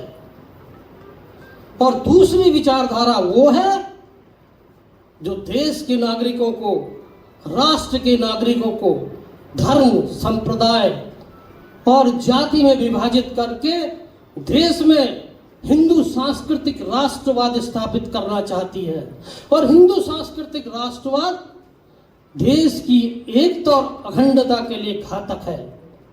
साथियों, आजाद भारत की राजनीति में हिंदू सांस्कृतिक राष्ट्रवाद का मौजूदा विवाद आजाद भारत की संवैधानिक लोकतांत्रिक व्यवस्था के लिए गंभीर चुनौती है और एक अहम समस्या भी है। और हिंदू सांस्कृतिक राष्ट्रवाद की आड़ में हिंदू सांप्रदायिक शक्तियां देश की संवैधानिक लोकतांत्रिक व्यवस्था को पूर्णतया समाप्त करने का दुस्साहस कर रही हैं और संविधान को खत्म करने का प्रयास कर रही हैं। और हिंदू सांस्कृतिक राष्ट्रवाद और भारत में समान आचार संहिता का मुद्दा उठाकर हिंदू सांस्कृतिक जो शक्तियां हैं वो इस देश की लोकतांत्रिक व्यवस्था को पूर्णतया ध्वस्त करना चाहती है। और वर्तमान मौजूदा सत्ताधारी पार्टी लगातार राष्ट्रीय संपदा का निजीकरण कर रही है, उसका प्राइवेटाइजेशन कर रही है। और निजीकरण में संपदा का स्वामित्व लोगों के दो हाथ में नहीं होता, वो निजी हाथों में चला जाता है। और निजी हाथों में चला जाता है यानी देश के बड़े बड़े उद्योगपतियों के हाथ में चला जाता है, जो अपने अनुसार देश की व्यवस्था को चलाते हैं, जिसमें समानता, बंधुता और न्याय का कोई स्थान नहीं होता है। और उसी पर अंकुश लगाने के लिए लोकतांत्रिक राज्य समाजवाद जरूरी और आवश्यक है। और कहा जा सकता है कि देश की संपूर्ण जो राष्ट्रीय संपदा है उसका राष्ट्रीयकरण किया जाना चाहिए, किसी भी स्थिति में उसका निजीकरण नहीं किया जाना चाहिए। साथियों, इनहिलेशन ऑफ कास्ट में बाबा साहब ने कहा है कि जाति की उत्पत्ति का सिद्धांत ही अवैज्ञानिक है। जाति हिंदुओं को एक समाज और राष्ट्र बनाने से रोकती है।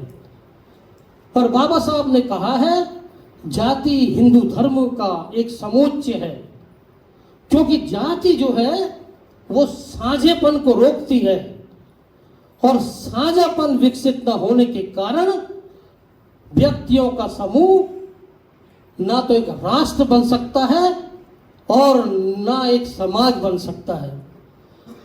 जाति, जब तक आप जाति का विनाश नहीं करेंगे तब तक आप एक मुकम्मल राष्ट्र नहीं बन सकते हैं। ये बाबा साहब ने कहा है। साथियों, भारतीय समाज की दलित समुदाय और श्रमिक वर्ग के बीच आरक्षण की संवैधानिक व्यवस्था को लेके दोनों पक्षों में एक वर्ग संघर्ष आज एक अहम मुद्दा बन चुका है और श्रमिक समुदाय और पूंजीपतियों के बीच वर्ग संघर्ष का सिद्धांत शोषित दलित वर्ग और शोषक उच्च वर्ग के बीच आरक्षण की व्यवस्था के लिए सामाजिक, आर्थिक, शैक्षणिक और राजनीतिक सभी क्षेत्रों में वामसेप और हमारे देश का मूल निवासी समाज का व्यक्ति अपने अधिकारियों के लिए संघर्ष कर रहा है। साथियों, हम जब देखते हैं, जब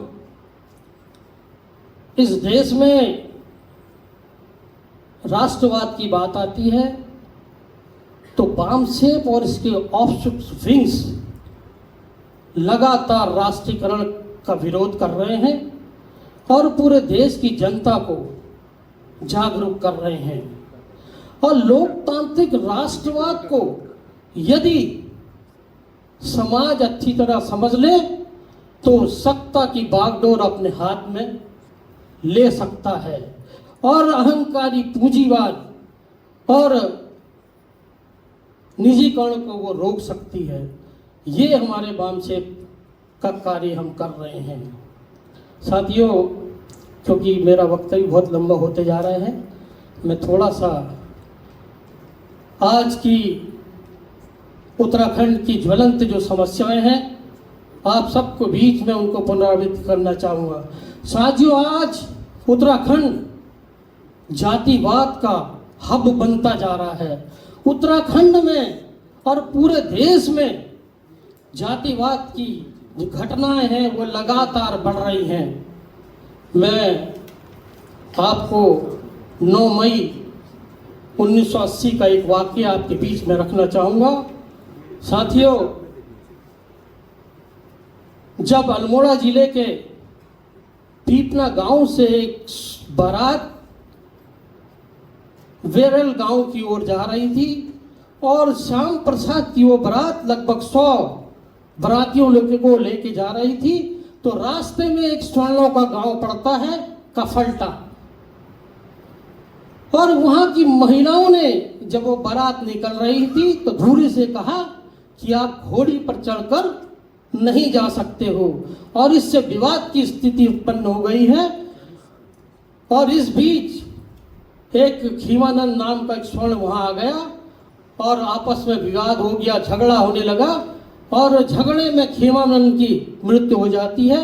ये समाचार मिलते ही पूरे कफल्टा गांव के स्वर्ण मानसिकता के लोग वहां पर इकट्ठा होकर लाठी डंडों से वहां पर आते हैं और उस हिंसक संघर्ष में जब दलित समुदाय के लोग अपनी जान बचाने के लिए एक मकान के अंदर घुसते हैं तो स्वर्ण समाज के लोग घास फूस लकड़ी और मिट्टी का तेल डालकर उसमें आग लगा देते हैं और इस प्रकार लगभग 14 दलित समुदाय के लोगों की निशंक हत्या कर दी जाती है।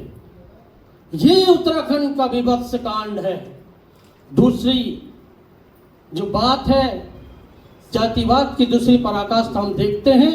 अभी कुछ साल पहले बागेश्वर के भीटा करड़िया गांव में एक स्वर्ण समाज का व्यक्ति जो चक्की में गेहूं पिसाने आया था और भी इस बीच सोहन लाल नाम का एक व्यक्ति वहां आ जाता है और वो गलती से चक्की को छू लेता है तो स्वर्ण मानसिकता के उस स्वर्ण ने सोहन लाल को दराती से उसका गला रेत दिया। ये उत्तराखंड में आज हो रहा है। इस बात को हमको देखना पड़ेगा। अभी हाल की एक घटना है कि लोहाघाट का एक टैक्सी चालक मूल निवासी समाज का था। वो मात्र उसने सवारियों से कम किराया ले लिया था। तो स्वर्ण चालकों ने उसको जो है उसके गले में माला, जूते की माला, चप्पल पहनाकर उसका अपमानित किया। और एक घटना अभी हाल की हल्द्वानी के गौलापार क्षेत्र की है, जहां एक स्वर्ण समाज के व्यक्ति की बारात थी और दलित शुभम और उसका भाई वहां पर डीजे का काम कर रहा था, और उसने मात्र पीने के पानी का दुस्साहस कर लिया तो स्वर्ण समाज के लोगों ने उसे लाठी डंडों से पीटकर उसको मरणासन हालत में छोड़ दिया। ये उत्तराखंड में हो रहा है। इस बात को हमको देखना पड़ेगा। इन चीजों का किस प्रकार प्रतिवाद हम करें, इस बात को हमको सोचना पड़ेगा। अभी लास्ट की घटना मैं भी एक और रखना चाहूंगा कि उत्तराखंड जातिवाद का गढ़ बन चुका है। अभी हम देखते हैं उत्तर टिहरी गढ़वाल के प्रताप नगर के विरल गांव में केतन, जो नाबालिग केतन लाल को प्रेम प्रसंग के कारण उसको उसके शरीर में कीड़े ठोक दी गई, उसके नाखूनों को प्लास से खींच लिया गया और हीटर की रॉड से उसको जगह जगह जलाया गया। ये उत्तराखंड की जो मानसिकता है इस ओर जा रही है और हमको इसको सोचना पड़ेगा। क्योंकि साथियों, मुझे लगता है कि हमारे मुख्य अतिथि को कभी जाना होगा। साथियों, 2-3 बातें और रखते हुए मैं अपनी बात समाप्त करूंगा। साथियों, ऐतिहासिक रूप से SC/ST समुदाय का सदियों से शोषण होता चला आया है और इस शोषण से बचाने के लिए संविधान निर्माताओं ने संविधान में कुछ नियम और अनुच्छेद दिए हैं जो SC/ST लोगों को संरक्षण प्राप्त कराते हैं। और 1989 की SC/ST एक्ट की धारा 3 में इस बात का उल्लेख किया गया है कि दलित, अनुसूचित जाति, जनजाति के व्यक्तियों के खिलाफ जाति सूचक गालियां, मारपीट, जबरन मारपीट करना, धमकी देना, यौन अपराध करना और उनकी संपत्ति को जबरदस्ती हड़पना, अत्याचार के अंतर्गत उसको अपराध घोषित किया है। और आर्टिकल 18 में इस बात का जिक्र किया गया है कि यदि आर्टिकल 3 का कोई उल्लंघन करता है तो उसको अग्रिम जमानत, एंटीसिपेटरी बेल का प्रावधान नहीं है। लेकिन वर्तमान में इस देश में कानून का मजाक बनाया जा रहा है और उच्च न्यायालय है कई, वो भी इसका निदान के विषय में आपके बीच में 2-4 बात रखना चाहूँगा। साथियों, हमको व्यवस्था परिवहन का परिवर्तन जो है उसको देखना होगा, क्योंकि व्यवस्था परिवर्तन का क्रम है सबसे पहले सामाजिक परिवर्तन, उसके बाद राजनीतिक परिवर्तन और अंत में व्यवस्था परिवर्तन। ये बहुत लंबा टॉपिक है, मैं बाद में कभी फिर मौका मिलेगा आपके सम्मुख रखूंगा। अंत में इन 4 लाइनों के साथ मैं इस उद्घाटन, इस जनपद नैनीताल वामसेक जिला अधिवेशन का उद्घाटन की घोषणा करते हुए अपनी बात समाप्त करूंगा। हो गई है पीर पर्वत सी पिघलनी चाहिए, इस सुचेतना के सभागार से कोई गंगा निकालनी चाहिए। आज ये दीवार पर्दों की तरह हिलने लगी, लेकिन शर्त ये थी कि दीवार की बुनियाद हिलनी चाहिए। हंगामा खड़ा करना मेरा मकसद नहीं, कि मेरी कोशिश है कि हर सूरत बदलनी चाहिए। मेरे सीने में ना सही, तेरे सीने में ही सही, हो कहीं भी आग तो आग लगनी चाहिए। इन्हीं वक्तव्यों के साथ मैं इस अधिवेशन के उद्घाटन की घोषणा करता हूँ। सभी साथियों को पुनः जय भीम, जय मूल निवासी, जय भारत, जय संविधान। बहुत बहुत धन्यवाद।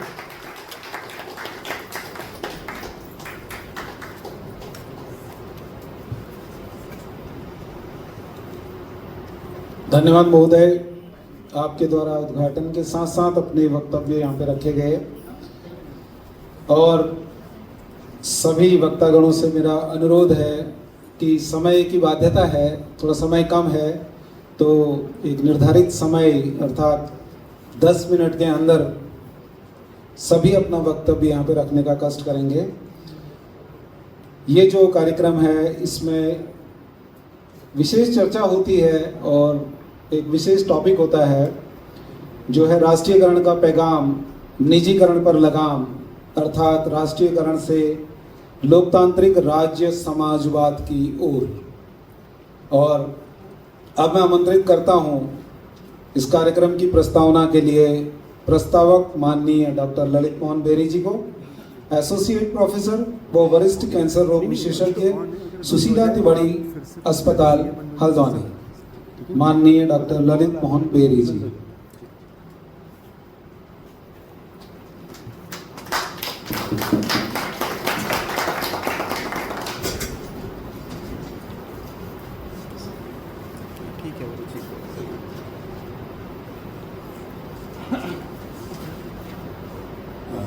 आप सभी का बहुत बहुत स्वागत है।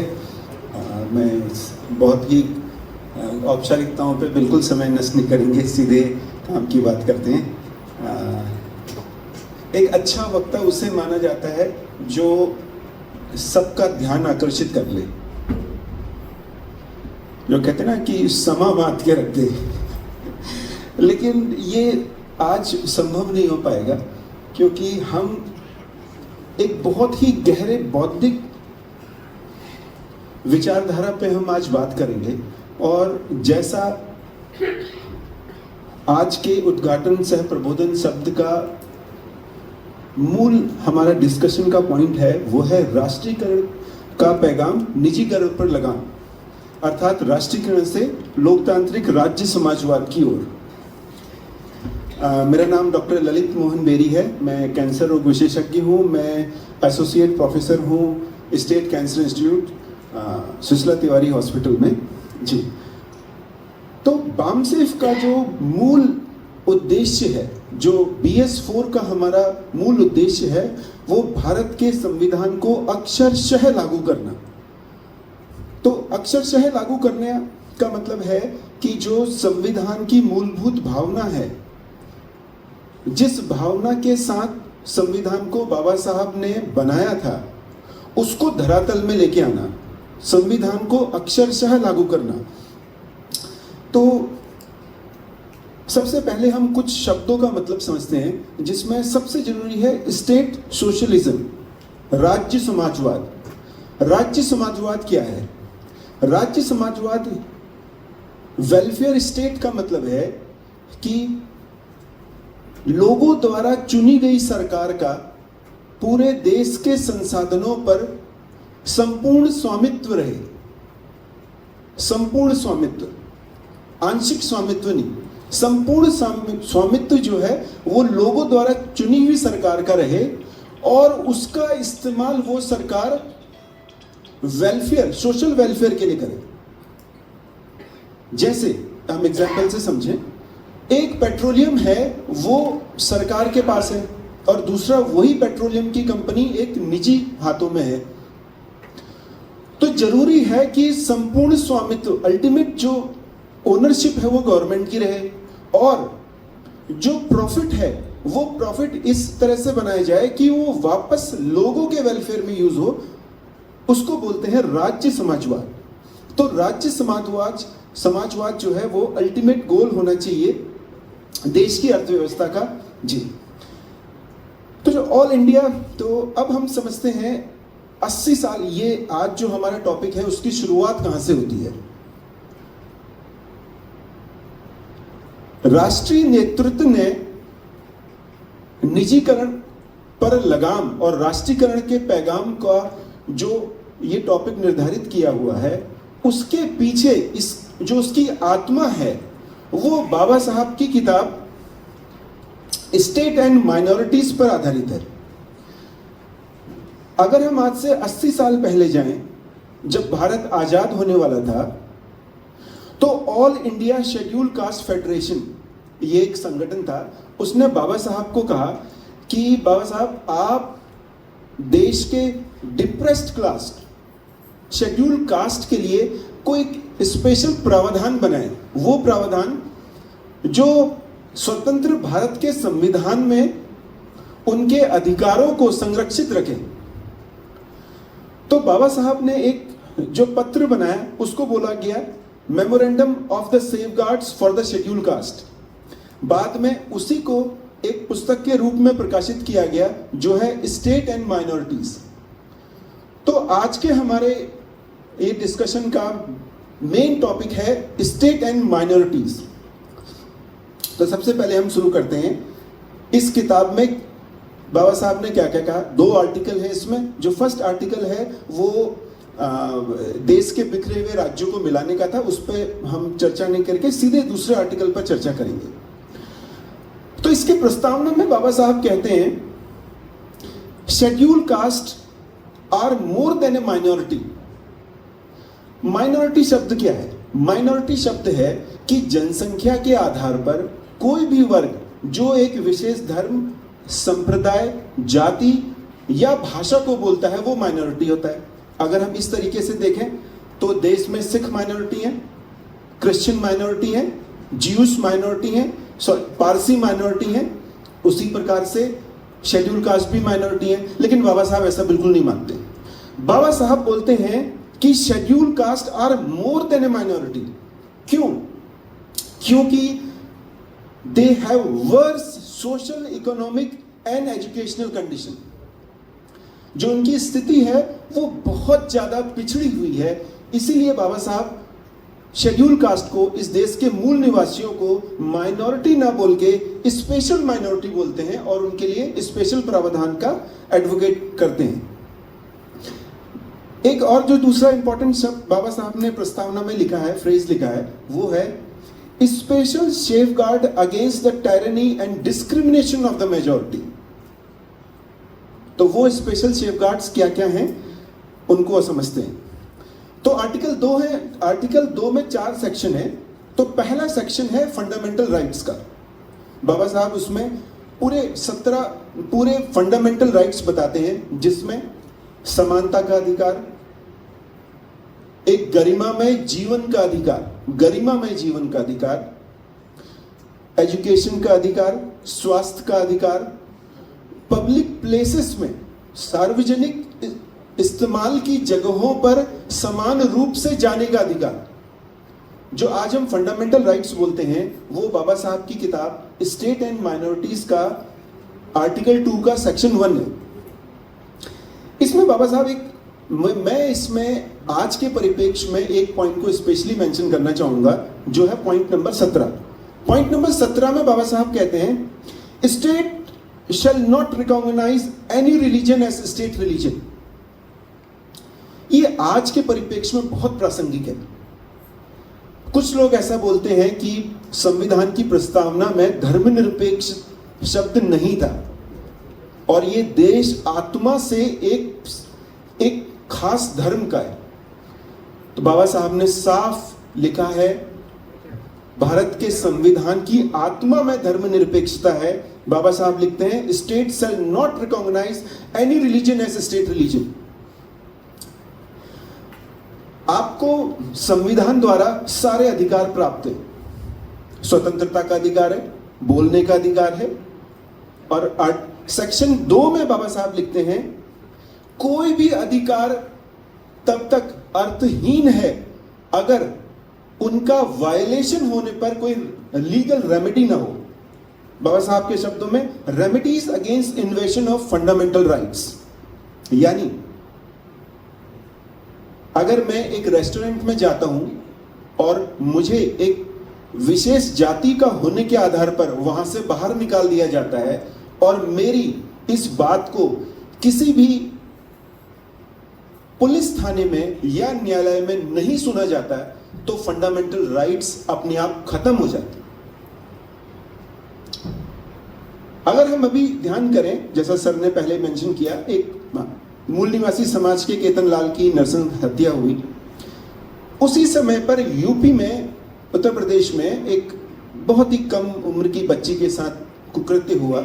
उसके विरोध में कुछ लोग प्रदर्शन कर रहे थे, तो एक पुलिस अधिकारी थे, उन्होंने वैन में जा करके एक कन्विक्टेड, एक पकड़े हुए मुजरिम को बहुत बुरी तरीके से मारा। हम सब ने वो वीडियो देखा। तो सम्मानजनक जीवन जीने का अधिकार है, उसका कंप्लीट वायलेशन हुआ। क्या आप सबको नहीं लगता कि जो माननीय न्यायालय है, यहां पर सुओ मोटो कॉग्निशन उसका लेना चाहिए था? नहीं लिया। ये है आज स्वतंत्रता के 79 या 80 मान लें, 80 साल के बाद भी आज देश की वो स्थिति है कि फंडामेंटल राइट्स सिर्फ संविधान की किताब में है, ग्राउंड लेवल पे वो नहीं है। तो इसीलिए ये मैंने संबोधन शुरू किया कि इस भारत के संविधान को अक्षरशः लागू करना। आज हम सबको लगता है कि भाई हम अपने घर से आसानी से बाहर जा रहे हैं, जहां मन चाहे वहां खा रहे हैं, वापस घर आ रहे हैं कार में बैठ के, सब कुछ तो है, फंडामेंटल राइट, और क्या चाहिए? आपके फंडामेंटल राइट तभी तक हैं जब तक वो विदेशी समाज के, मैं कभी भी ऊंची जाति, स्वर्ण जाति ये नहीं मेंशन करता हूं, जब तक वो विदेशी समाज के आड़े नहीं आते। जिस दिन आपकी कार किसी विदेशी समुदाय के कार से लड़ गई और आप थाने पहुंच गए, आपको अपने मूल अधिकार समझ में आ जाएंगे।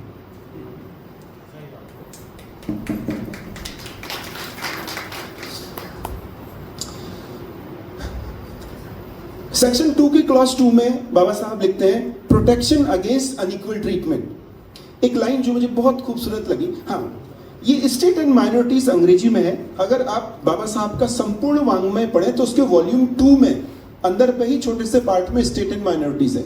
मैं चाहूंगा कि आप उसको इंग्लिश में पढ़ें, क्योंकि बाबा साहब ने जो लिखा वो इंग्लिश में ही लिखा। उसका हिंदी अनुवाद और ज्यादा क्लिष्ट है, हालांकि इंग्लिश भी बहुत क्लिष्ट है, वो लीगल इंग्लिश है, लेकिन फिर भी आप 2-3 बार पढ़िएगा। मैंने कई बार पढ़ा, तब जा करके कुछ थोड़ा बहुत समझ पाया हूँ। एक मुझे बहुत अच्छी लाइन लगी, मैं आपके साथ उसको बोलना चाहता हूँ। भारत जैसे देश में जहां अधिकांश लोग सांप्रदायिक प्रवृत्ति के हैं और यह आशा करना कठिन है कि जो लोग सत्ता में होंगे उन लोगों के साथ समान व्यवहार करेंगे जो उनके संप्रदाय के नहीं हैं। ये देश की स्थिति थी 80 साल पहले, 1947 मार्च में ये किताब लिखी गई, और आज 80 साल बाद भी ये कटु सत्य ही बना हुआ। जो यूनिवर्सिटी के उच्च पदों पर बैठे हैं, जो पुलिस में उच्च पदों पर बैठे हैं, शिक्षा में, स्वास्थ्य में उच्च पदों पर बैठे हैं, अगर आप उनके संप्रदाय के नहीं हैं तो आपके साथ समान व्यवहार होगा, इसकी उम्मीद बहुत कम है। और इसमें अंत में बाबा साहब लिखते हैं, भेदभाव पूर्ण व्यवहार से बच पाना भारत के अछूतों की किस्मत में नहीं है। और रोना इस बात का है कि आज भी ये बात सच है। अब बाबा साहब एक रेफरेंस देते हैं, 1992 में मद्रास के हाई कोर्ट के रेवेन्यू बोर्ड की एक रिपोर्ट आई थी। तो उस रेवेन्यू बोर्ड की रिपोर्ट में यह कहा गया कि अधिकारी, मैं इस वर्ड का इस्तेमाल इसलिए कर रहा हूं क्योंकि उसी तरीके से उस रिपोर्ट में लिखा गया था, अधिकारी दलित जातियों पर छोटी छोटी बातों पर झूठा कानूनी केस करते हैं, उनकी झोपड़ियां गिरा दी जाती हैं और उन पर विभिन्न तरीके से प्रताड़ना की जाती है। ये 1892 की रिपोर्ट है, आज से 134 साल पहले। आज से 134 साल पहले देश की जो स्थिति है, देश से मेरा मतलब है मूल निवासियों की जो स्थिति है, उसमें सिर्फ इतना फर्क है कि आज कुछ लोगों के शरीर पर अच्छे कपड़े हैं, कुछ लोगों के पास रिप्रेजेंटेशन के अधिकार, रिजर्वेशन के नहीं, रिप्रेजेंटेशन के अधिकार के अंतर्गत कुछ लोगों के पास संसाधन हैं। अगर आप ग्रास रूट लेवल पे देखें तो एक बहुत अच्छे विद्वान थे, उनकी ये बात मुझे हमेशा याद रहती है, इस देश में जहां राष्ट्रीय राजमार्ग खत्म होता है वहीं पर ही संविधान खत्म हो जाता है। संविधान मूल अधिकार वहीं तक हैं जहां पर राष्ट्रीय राजमार्ग है, यानी जो शहरी क्षेत्र हैं वहां पर अभी भी इक्वालिटी नाम के लिए है, ग्रामीण क्षेत्र में जाते ही सारे फंडामेंटल राइट्स खत्म हो जाते हैं। मैं मेंशन नहीं करना चाहूंगा, केतनलाल हत्याकांड के बारे में बात हो चुकी है, ये थोड़ा सा डिप्रेसिंग है पर फिर भी मेंशन करना जरूरी है। हमारी एक बहुत अच्छी बात है कि मूल निवासियों की स्मृति बहुत ही कमजोर है। आज हम केतनलाल कर रहे हैं। 4 साल पहले अल्मोड़ा में जगदीश चंद के साथ क्या हुआ? अंतरजातीय विवाह किया तो उसकी नरसह हत्या की। 7-8 साल पहले 2019 में टेहरी जिले में जितेंद्र दास के साथ क्या हुआ? 23 साल का लड़का था, सिर्फ इसलिए मार दिया गया कि उसने शादी समारोह में विदेशी जातियों के साथ कुर्सी में बैठ के खाया। हमको कोई याद नहीं। 2026 है, हमें केतनलाल का नाम याद है, 2030 में हम केतनलाल को भी भूल जाएंगे। चलिए, सेक्शन 2 के क्लॉज 3 में बाबा साहब लिखते हैं प्रोटेक्शन अगेंस्ट डिस्क्रिमिनेशन।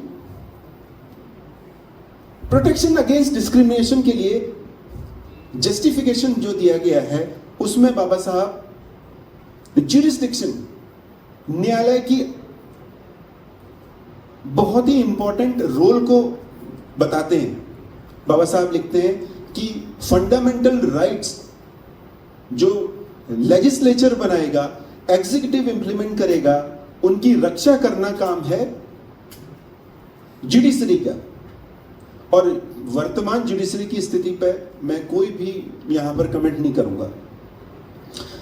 अब जो आज का हमारा बामसेफ का मोटिव है इस अधिवेशन का, वहां पर आते हैं। ये आपको सेक्शन 2 के क्लॉज 4 में मिलेगा। क्लॉज 4 में बाबा साहब बिल्कुल साफ बोलते हैं उत्पादकता के सर्वोच्च बिंदु को हासिल करना है और निजी उद्यम के लिए एक भी मार्ग बंद ना हो। कई लोग यहाँ पर एक वो देते हैं कि भाई जो संविधान है वो थोड़ा सा कम्युनिस्ट साइड में है, जो बिल्कुल गलत है। बाबा साहब खुद लिखते हैं बिल्कुल निजी उद्यम के लिए एक भी मार्ग बंद नहीं होना है, यानी स्वामित्व होगा राज्य का और इंडिविजुअल निजी उद्यम भी बराबर चलेंगे। संपदा के समान वितरण के लिए उपबंध बनाए जाएं। The industries which are key industries or which may be declared to be key industries shall be owned and run by the government only. Key industry, तो क्या है वो देश में की इंडस्ट्री? वो की इंडस्ट्री है एग्रीकल्चर, इलेक्ट्रिसिटी, कोल, रोड, एजुकेशन, हेल्थ। तो बाबा साहब सबसे नंबर 1 में कहते हैं कि जो की इंडस्ट्री है वहां कैसे भी निजी क्षेत्र की भागीदारी नहीं होनी चाहिए। क्लॉज 4 में वो कहते हैं कि निजी क्षेत्र कहां आ सकता है, लेकिन की इंडस्ट्री में निजी क्षेत्र नहीं आना चाहिए। और आज अगर हम देखेंगे तो की इंडस्ट्री में कंप्लीट निजीकरण हो चुका है, कंप्लीट निजीकरण। पॉइंट 4 पे बाबा साहब लिखते हैं agricultural shall be a state industry. वो तो भला हो कुछ किसानों का कि जो एग्रीकल्चरल जो कंप्लीट स्टेट इंडस्ट्री होना चाहिए उसको भी ये प्राइवेट हाथों में देना चाह रहे थे। अच्छा हुआ कि वो नहीं हो पाया, वरना आज ही आप और हमारी थाली में भी चोरी हो जाती। भूमि को ग्रामीणों में ऐसे जाति संप्रदाय का भेदभाव किए बिना बांटना चाहिए कि कोई भी जमींदार भाड़े का मजदूर या भूमिहीन मजदूर ना रहे। बाबा साहब का क्या मानना था? नेशनल रिसोर्सेज को इक्वल डिस्ट्रीब्यूशन करें। क्या आज वो इक्वल डिस्ट्रीब्यूशन है?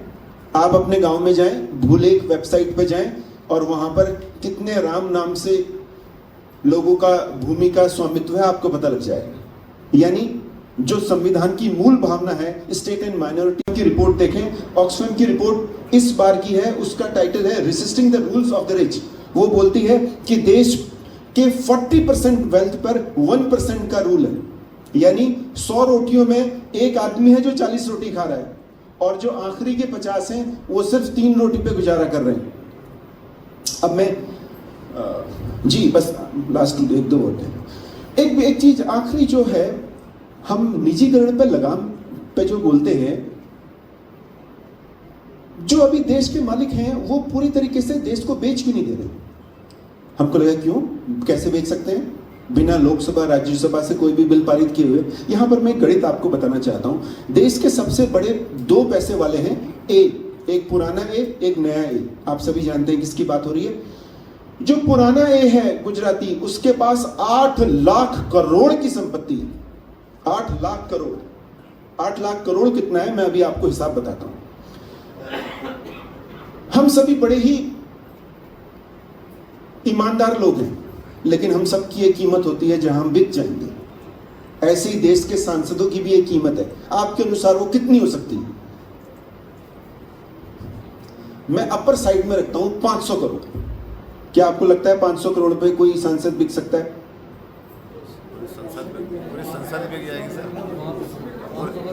ठीक हो गया सर। राज्यसभा, लोकसभा में 543 और राज्यसभा में 245 सांसद हैं। टोटल 788 सांसद। तो देश में किसी भी कानून को लाने के लिए हमको इन 788 लोगों को खरीदना है। अब एक की अधिकतम कीमत 500 करोड़ लगा दी है। उस हिसाब से जो पुराने ए हैं, जिनके पास 8 लाख करोड़ संपत्ति है, वो ऐसे 1600 करोड़ सांसदों को खरीद सकते हैं। 1600 करोड़ सांसदों को अगर अभी चाहें तो वो खरीद के इस देश के संविधान को बदल सकते हैं। जो आप ये सोचते हैं ना राज्यसभा में सीटें कम हैं, लोकसभा में, वो कोई जरूरी नहीं है। वो जिस दिन चाहे बदल सकते हैं। फिर भी वो नहीं बदल रहे हैं। ऐसा क्यों? वो इसलिए नहीं बदल रहे हैं क्योंकि आपके अंदर लोकतांत्रिक भावना है। वो धीरे धीरे बदल रहे, धीरे धीरे, रोज थोड़ा थोड़ा सा इंजेक्ट किया जा रहा है पॉइजन। बाबा साहब का संविधान की आज भी इतनी, मैं बोलता हूं, हमारे जीवन में हमारी 3 पीढ़ियों ने जो बाबा साहब का संविधान के अनुसार जीवन जिया है, हमारे अंदर लोकतांत्रिक मूल्य हैं। अगर आज देश की सरकार ऐसा कुछ करे तो मुझे लगता है कि देश का कोई भी नागरिक इसको सहेगा नहीं और एक देश में एक अराजकता फैल जाएगी। तो ये उनका पैसे की ताकत से वो जब चाहे देश को बदल सकते हैं। ये आपके मूल्यों की ताकत है, हमारे मूल्यों की ताकत है कि वो इस देश के संविधान को नहीं बदल रहे। पैसे तो बस अंत में मैं समस्या नहीं, समाधान पे भी बात करें। आखिरी 4-5 लाइनें समाधान की हैं। तो मैंने बहुत सर्च किया, कई लोगों से बात भी किया कि जो प्रेजेंट निजीकरण की समस्या है उसका समाधान कैसे होगा। निजीकरण की समाधान का सबसे इंपॉर्टेंट वो रास्ता भी बाबा साहब ने दिया है।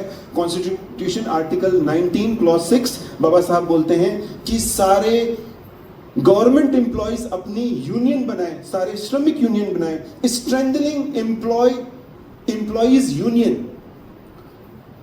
जितने भी आज नीति आयोग की रिपोर्ट कह रही है कि एक दिन में 25 स्कूल बंद हो रहे हैं, तो अगर शिक्षकों की यूनियन हो जो इसका विरोध करे तो मुझे लगता है अगर हम इसको रोक ना भी पाए तो कुछ कम कर सकते हैं।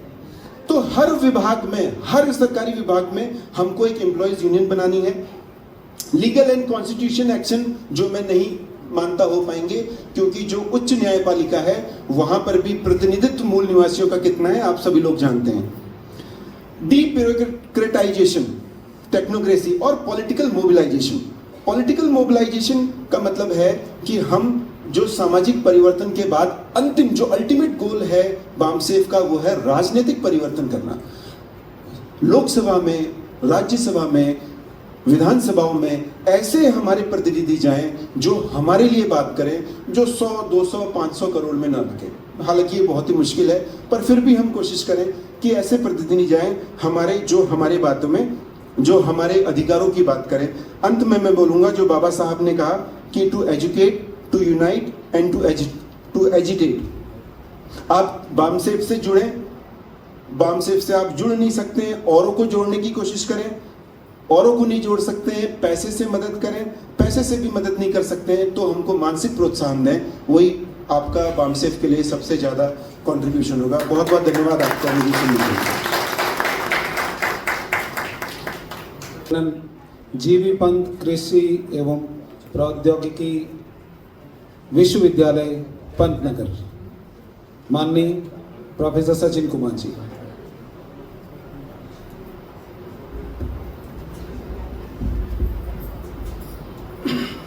धन्यवाद संचालक महोदय, सम्मानित मंच और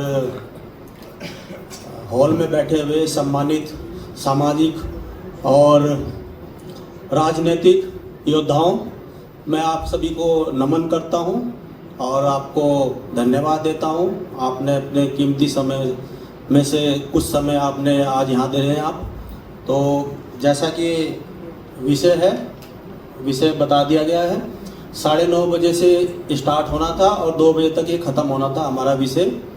तो मैंने जो जोड़ा था 270 मिनट थी हमारे पास, सभी वक्ताओं का अलग अलग टाइम था। तो मुझे 5 मिनट का टाइम अध्यक्ष जी ने दिया था। मेरे घर पर आए थे, जब मुझे आमंत्रित करने आए, मेरे से पूछने आए थे और मुझे बोला था कि आपको 5 मिनट के लिए समय दिया जाएगा। तो उस हिसाब से अभी हमारा 11:30 बजे शुरू हुआ है और 2 बजे हमें ख़त्म करना है, तो मतलब 150 मिनट हैं। तो मेरे हिस्से में 2.5 मिनट आए हैं। मैंने पूरा कैलकुलेशन किया है, तो 2.5 मिनट मेरे पास हैं। अब चूँकि मैं 20 साल का मुझे अनुभव है, मैं प्रोफेसर हूँ 20 साल से, तो मैं जानता हूँ कि भाई 2.5 मिनट बोलना बहुत मुश्किल है। 2.5 घंटे आप मुझे कहेंगे तो मैं 2.5 घंटे बोल जाऊँगा, ठीक है। लेकिन फिर भी मैं कोशिश करता हूँ कि मैं अपनी बात 2.5 मिनट में ख़त्म करता हूँ। 1 मिनट हो गया होगा मेरा, ठीक है। और इसी बात पे मतलब जो इसका जो सार है सब्जेक्ट का, वो है सरल शब्दों में गंभीरता। सरल शब्दों में गंभीरता। तो हमारी जो हमारा आज का जो संघर्ष है, पुराने समय में जो संघर्ष होता था हमारा, तो वो हथियारों से होता था, बंदूकों से होता था, तलवारों से होता था और बारूद से होता था। या आप देखेंगे कि आज के जो युद्ध भी हो रहे हैं, रशिया का देख लीजिए आप या इजराइल का देख लीजिए, तो उसमें बम्स का और टेक्नोलॉजी का यूज हो रहा है। लेकिन जो लड़ाई हम लड़ रहे हैं, उस लड़ाई में इनका कोई भी रोल नहीं है, जीरो है। हमारा रोल क्या है? इस लड़ाई का जो मेन मकसद है, इसके जो हथियार हैं, वो है हमारी टर्मिनोलॉजी, शब्दावली। हम किन शब्दों का यूज करते हैं, किन शब्दों का हम प्रयोग करते हैं और समाज जीवन में हम कौन सा शब्दों को प्रस्थापित करना चाहते हैं। तो ये शब्दों की लड़ाई है साथियों, और शब्दों का बहुत बड़ा रोल होता है। क्योंकि अगर हमने शब्दों को सही से नहीं, आज जो विचारधारा इस देश में यथास्थिति को चाहती है, मतलब वो चाहते हैं बराबरी ना हो इस देश में, वो चाहते हैं कि अत्याचार हो, गैर बराबरी हो, शोषण हो इस देश में। और हम चाहते हैं कि बराबरी हो, संविधान चाहता है कि हम बराबरी लाएं इस देश में। तो उसके लिए हमको बस सिर्फ और सिर्फ ये काम करना है साथियों। क्योंकि जो हॉल में जितने भी साथी लोग आए हैं, ऐसा तो है नहीं कि ये सभी जो है एक विचारधारा से सहमत हैं, लेकिन हम ये कोशिश कर रहे हैं। कुछ लोग हो सकता है मोहित जी के जानने वाले हो, विभाग के हो, कुछ लोग किसी सब लिहाज से आए हो, कुछ लोग किसी को ये होगा कि भाई चलो बच्चों की शादी करनी है तो चलो कोई अच्छे संबंध मिल जाएंगे, कुछ लोगों को ट्रांसफर का रहता है, कुछ लोगों को घर बनाना होता है, अच्छी जानकारी मिलती है, ये मंच अच्छा है। तो ये बहुत अच्छा मंच है कि इस पर सारी समस्याओं का समाधान हो जाता है, और उसके लिए सिर्फ आप जिम्मेदार हैं। और आपको मैं नमन करता हूं और आपको मैं बहुत ही धन्यवाद देता हूं कि ये काम सिर्फ आप ही लोग करेंगे। इन्हीं शब्दों के साथ जय भीम, जय मुन्ना सिंह, जय संविधान। धन्यवाद। Thank you very much sir. आपको जो समय दिया गया था उससे भी कम समय में अपना वक्तव्य को समाप्त कर दिया, लेकिन 10 मिनट आपको कहा गया था और आपने वो 10 मिनट भी नहीं लिए। इसके बाद कार्यक्रम को आगे बढ़ाते हुए मैं आमंत्रित करता हूं प्रबंधक सुचेतना सोशल सर्विस सेंटर काठगोदाम माननीय पीयूष मिनाजस जी को कि वे अपना वक्तव्य निर्धारित समय में रखेंगे। Thank you. सभी को नमस्कार। मैं कोशिश करूंगा उससे कम समय में ही मेरा वक्तव्य समाप्त करने के लिए। सबसे पहले मैं आप सभी को नमन करता हूं, क्योंकि जिस मुद्दों को लेकर आप यहाँ पर आए हैं और जिन मुद्दों के लिए आप लड़ रहे हैं, सचमुच में आप सभी के लिए अभिनंदन के पात्र हैं। जो काम आप कर रहे हैं, मुझे लगता है ये किसी की बस की बात नहीं है। जो आप जिम्मेदारी के साथ इसको उठाने की कोशिश कर रहे हैं। विशेष रूप से देवेंद्र साहब जब भी मिलते हैं मुझे, मैं सोचता हूँ मैं भी उनकी तरह करूँ, लेकिन हम लोग माइनॉरिटी के हैं, वो भी आप जैसे संगठित माइनॉरिटी के नहीं है, लेकिन हम लोग इस तरह के माइनॉरिटी के जब हमेशा कोशिश करते हैं दूसरों की सेवा करें, दूसरों की मदद करें, दूसरों के लिए कुछ हम काम आ जाए, ये हमारी कोशिश अक्सर रहती है। लेकिन जो आप काम करते हैं लड़ाई का, एक मुद्दों को लेकर एक सत्ता परिवर्तन की कोशिश करते हैं, जो मुद्दे हैं आप उठाते हैं, कोशिश करते हैं जिस जगह पर आप हैं उस जगह से उठकर दूसरी जगह पर जो दूसरे बैठे हैं उस तक पहुंचने की आपकी कोशिश है। मैं आप सभी को नमन करता हूं। सबसे पहले जितने भी वक्ताओं ने यहाँ पर बात किया, उदाहरण के साथ बात किया, उन उदाहरणों के सुनने के बाद आप खुश हैं? जिस तरह से उदाहरण दिए हैं, जहां जहां घटनाएं हुई हैं, उन सभी को आपके सामने मच रही है। मुझे खुद लग रहा था कि अरे मैं यहाँ क्यों बैठा हूँ, मैं उस जगह पर जाना चाहिए था जहां पर एक घटना हुई है, वहां पर कोशिश करना चाहिए, उन लोगों के साथ खड़ा रहना चाहिए था। ये मेरा मन कर रहा था। आपका मुझे लगता है हम सभी खुश नहीं है इन ऐसी घटनाएं हमारे समाज में हो, इससे हम खुश नहीं है। यदि खुश नहीं है तो हमें कुछ करना है, यदि खुश नहीं है तो हमें कुछ करना है, तभी हम कुछ कर सकते हैं। जैसे भीमराव अंबेडकर जी ने एक बात कही थी, life should be great rather than long. जीवन लंबा नहीं महान होना चाहिए। लंबा जीना 80-90 तक जीने के लिए कोई जिएगा, लेकिन महान होना बहुत जरूरी है। ये एक उदाहरण उन्होंने हम सभी के सामने रखा है। वो उन्होंने भी महान बनने की कोशिश की, लंबा जीने की कोशिश नहीं किया है। एक टाइटैनिक जहाज जब डूब रहा था 1912 में अप्रैल 15 तारीख को, जैसे जहाज डूब रहा था, जहाज डूबते समय पायलट को सिग्नल, डिस्ट्रेस सिग्नल छोड़ना होता है, और इस पायलट ने भी डिस्ट्रेस सिग्नल छोड़ दिए ताकि जितने भी आसपास के जो बोट्स हैं, जहाज हैं, वो मदद के लिए आ जाए। ठीक 7 किलोमीटर दूरी पर एक जहाज था, उन्होंने डिस्ट्रेस सिग्नल सुना, लेकिन उन्होंने सोचा कि मैं जाऊंगा तो मैं भी पकड़ा जाऊंगा, क्योंकि वो स्मगलिंग का काम कर रहा था, इसलिए वो उन्होंने सोचा मैं नहीं जाऊंगा। ठीक 14 किलोमीटर दूरी पर और एक जहाज था, उन्होंने सोचा अब तो रात है, यदि मैं जाऊंगा तो मैं भी फंस जाऊंगा, तो इसलिए मैं सवेरे होने के बाद जाऊंगा। लेकिन ठीक 28 किलोमीटर दूर पर और एक जहाज था, उन्होंने जैसे डिस्ट्रेस सिग्नल सुना, उन्होंने वो विपरीत दिशा में जा रहा था, उन्होंने अपनी जहाज को मोड़ दिया और ये सोचकर मैं जितना जल्दी पहुंचने की कोशिश करूं ताकि मैं कोशिश करूं जितने लोगों को बचा सकता हूं तो उतने लोगों को बचा पाऊं। और वो 28 किलोमीटर दूरी से विपरीत दिशा से वापस आता है, लगभग 700 लोगों को बचा लेता है। और एक छोटी सी घटना है, कैलिफोर्निया में एक प्रोफेसर अपने विद्यार्थियों को एक कमरे में इकट्ठा करता है और सबके पास एक एक बैलून देता है। लगभग 100 स्टूडेंट्स थे और सबको कहता है आप अपना नाम बैलून पे लिखें और उसको ब्लो करने के बाद मेरे हाथ में दे दें। वो सब लोग स्टूडेंट लिख देते हैं, अपने प्रोफेसर के हाथ में दे देते हैं और सारे इकट्ठा करने के बाद एक हॉल में डाल देते हैं। हॉल पूरा कम बैलून से भरा रहता है और इन विद्यार्थियों को कहते हैं अब जाओ और उन बैलूनों को अपने नाम वाला ढूंढो। तो वहां पर घमासान हो जाता है, केओस हो जाता है, कोई अपना बैलून ढूंढ नहीं पाता है। अब प्रोफेसर कहता है अब रुको, अब काम करो, जो बैलून आपको मिलता है उस बैलून का नाम पढ़िएगा और उस स्टूडेंट्स के पास जाकर उनको दे दीजिएगा। और सब लोग ढूंढते हैं, सबको बैलून मिलता है और चिल्लाने लग जाता है, राहुल, फ्रांसिस या और कोई नाम बताते हैं और सब लोग आ जाते हैं, सबको बैलून मिल जाता है। 5 मिनट में घमासान खत्म। लेकिन जब पहले उन्होंने अपना अपना ढूंढने लग गए, वहां पर खाओस हो गया। उसी तरह से इन दोनों घटनाओं से 5 बातें हम सीख सकते हैं। सबसे पहला, respond not, don't just observe. केवल समस्या मत देखिए, समाधान बनिए। ये बहुत ज़रूरी है। हम लोग इन सारी घटनाओं को हम लोगों को सुना है, डॉक्टर जी ने भी वहाँ पर उन्होंने भी सुना है। हम केवल समस्या देख रहे, समाधान करने की कोशिश नहीं कर रहे हैं।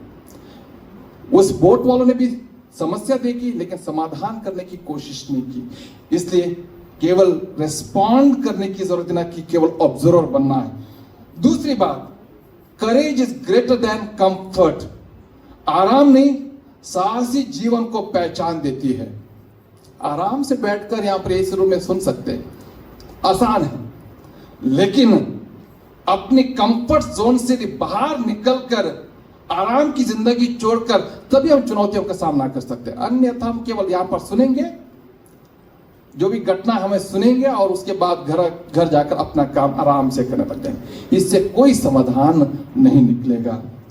तीसरी बात, सक्सेस कम्स थ्रू कॉपरेशन। जिस तरह से बलून की कहानी, सक्सेस चाहिए तो एक दूसरे की मदद करने की जरूरत है, एक दूसरे की सहायता करने की जरूरत है। एक दूसरे को कहना चाहिए मैं भी हूं तुम्हारे साथ खड़ा हूं, तुम्हारे पास समस्या है मैं हूं तुम्हारे साथ, मैं खड़ा रहूंगा। ये सक्सेस यदि चाहिए तो एक दूसरे की कॉपरेशन करने की जरूरत, सफलता प्रतिस्पर्धा से नहीं सहयोग से मिलती है। चौथी बात, helping others never makes you lose. जो दूसरों का हाथ थामते हैं वो कभी नहीं हारता है। यदि हम दूसरों को जीतते हुए देखेंगे तभी हमें खुशी मिलेगी। यदि दूसरों का हाथ थामेंगे हम हारेंगे नहीं बल्कि उनके साथ हम भी जीतेंगे। और पांचवी बात, society become strong when we care. अपनाना और परवाह ही समाज की असली ताकत है। यदि हम एक दूसरे की परवाह करेंगे, एक दूसरे को अपनाएंगे, चाहे वो छोटे जात का हो, चाहे वो निचले जात का हो, चाहे कोई भी जात का है, कोई धर्म का हो, यदि अपनाएंगे तभी हम असली ताकतवर बनेंगे। जिसलिए मदर टेरेसा कहती है, not all of us can do great things but we can do small things with great love. हर व्यक्ति महान कार्य नहीं कर सकता पर हर छोटा कार्य बड़े प्रेम से किया जा सकता है। हम में से हर एक व्यक्ति छोटे कार्यों को बड़े प्रेम से करेंगे, शायद हमारा बामसेफ ताकतवर बनेगा। हम जिन मुद्दों के लिए खड़े हैं उन मुद्दों को हासिल कर पाएंगे। अन्यथा हम यहाँ पर सुनेंगे और घर जाकर आराम करेंगे, इससे कोई फायदा नहीं होगा। यदि हम ताकतवर बनना है, एक दूसरे की मदद करने की जरूरत है। इन शब्दों के साथ आप सभी को शुभकामनाएं देता हूं। जिन मुद्दों के लिए आप खड़े हैं वो मुद्दा आप हासिल कर पाए। हम जिस चीजों के लिए कोशिश कर रहे हैं वो चीजें हम हासिल कर पाए। धन्यवाद। Thank you. God bless all.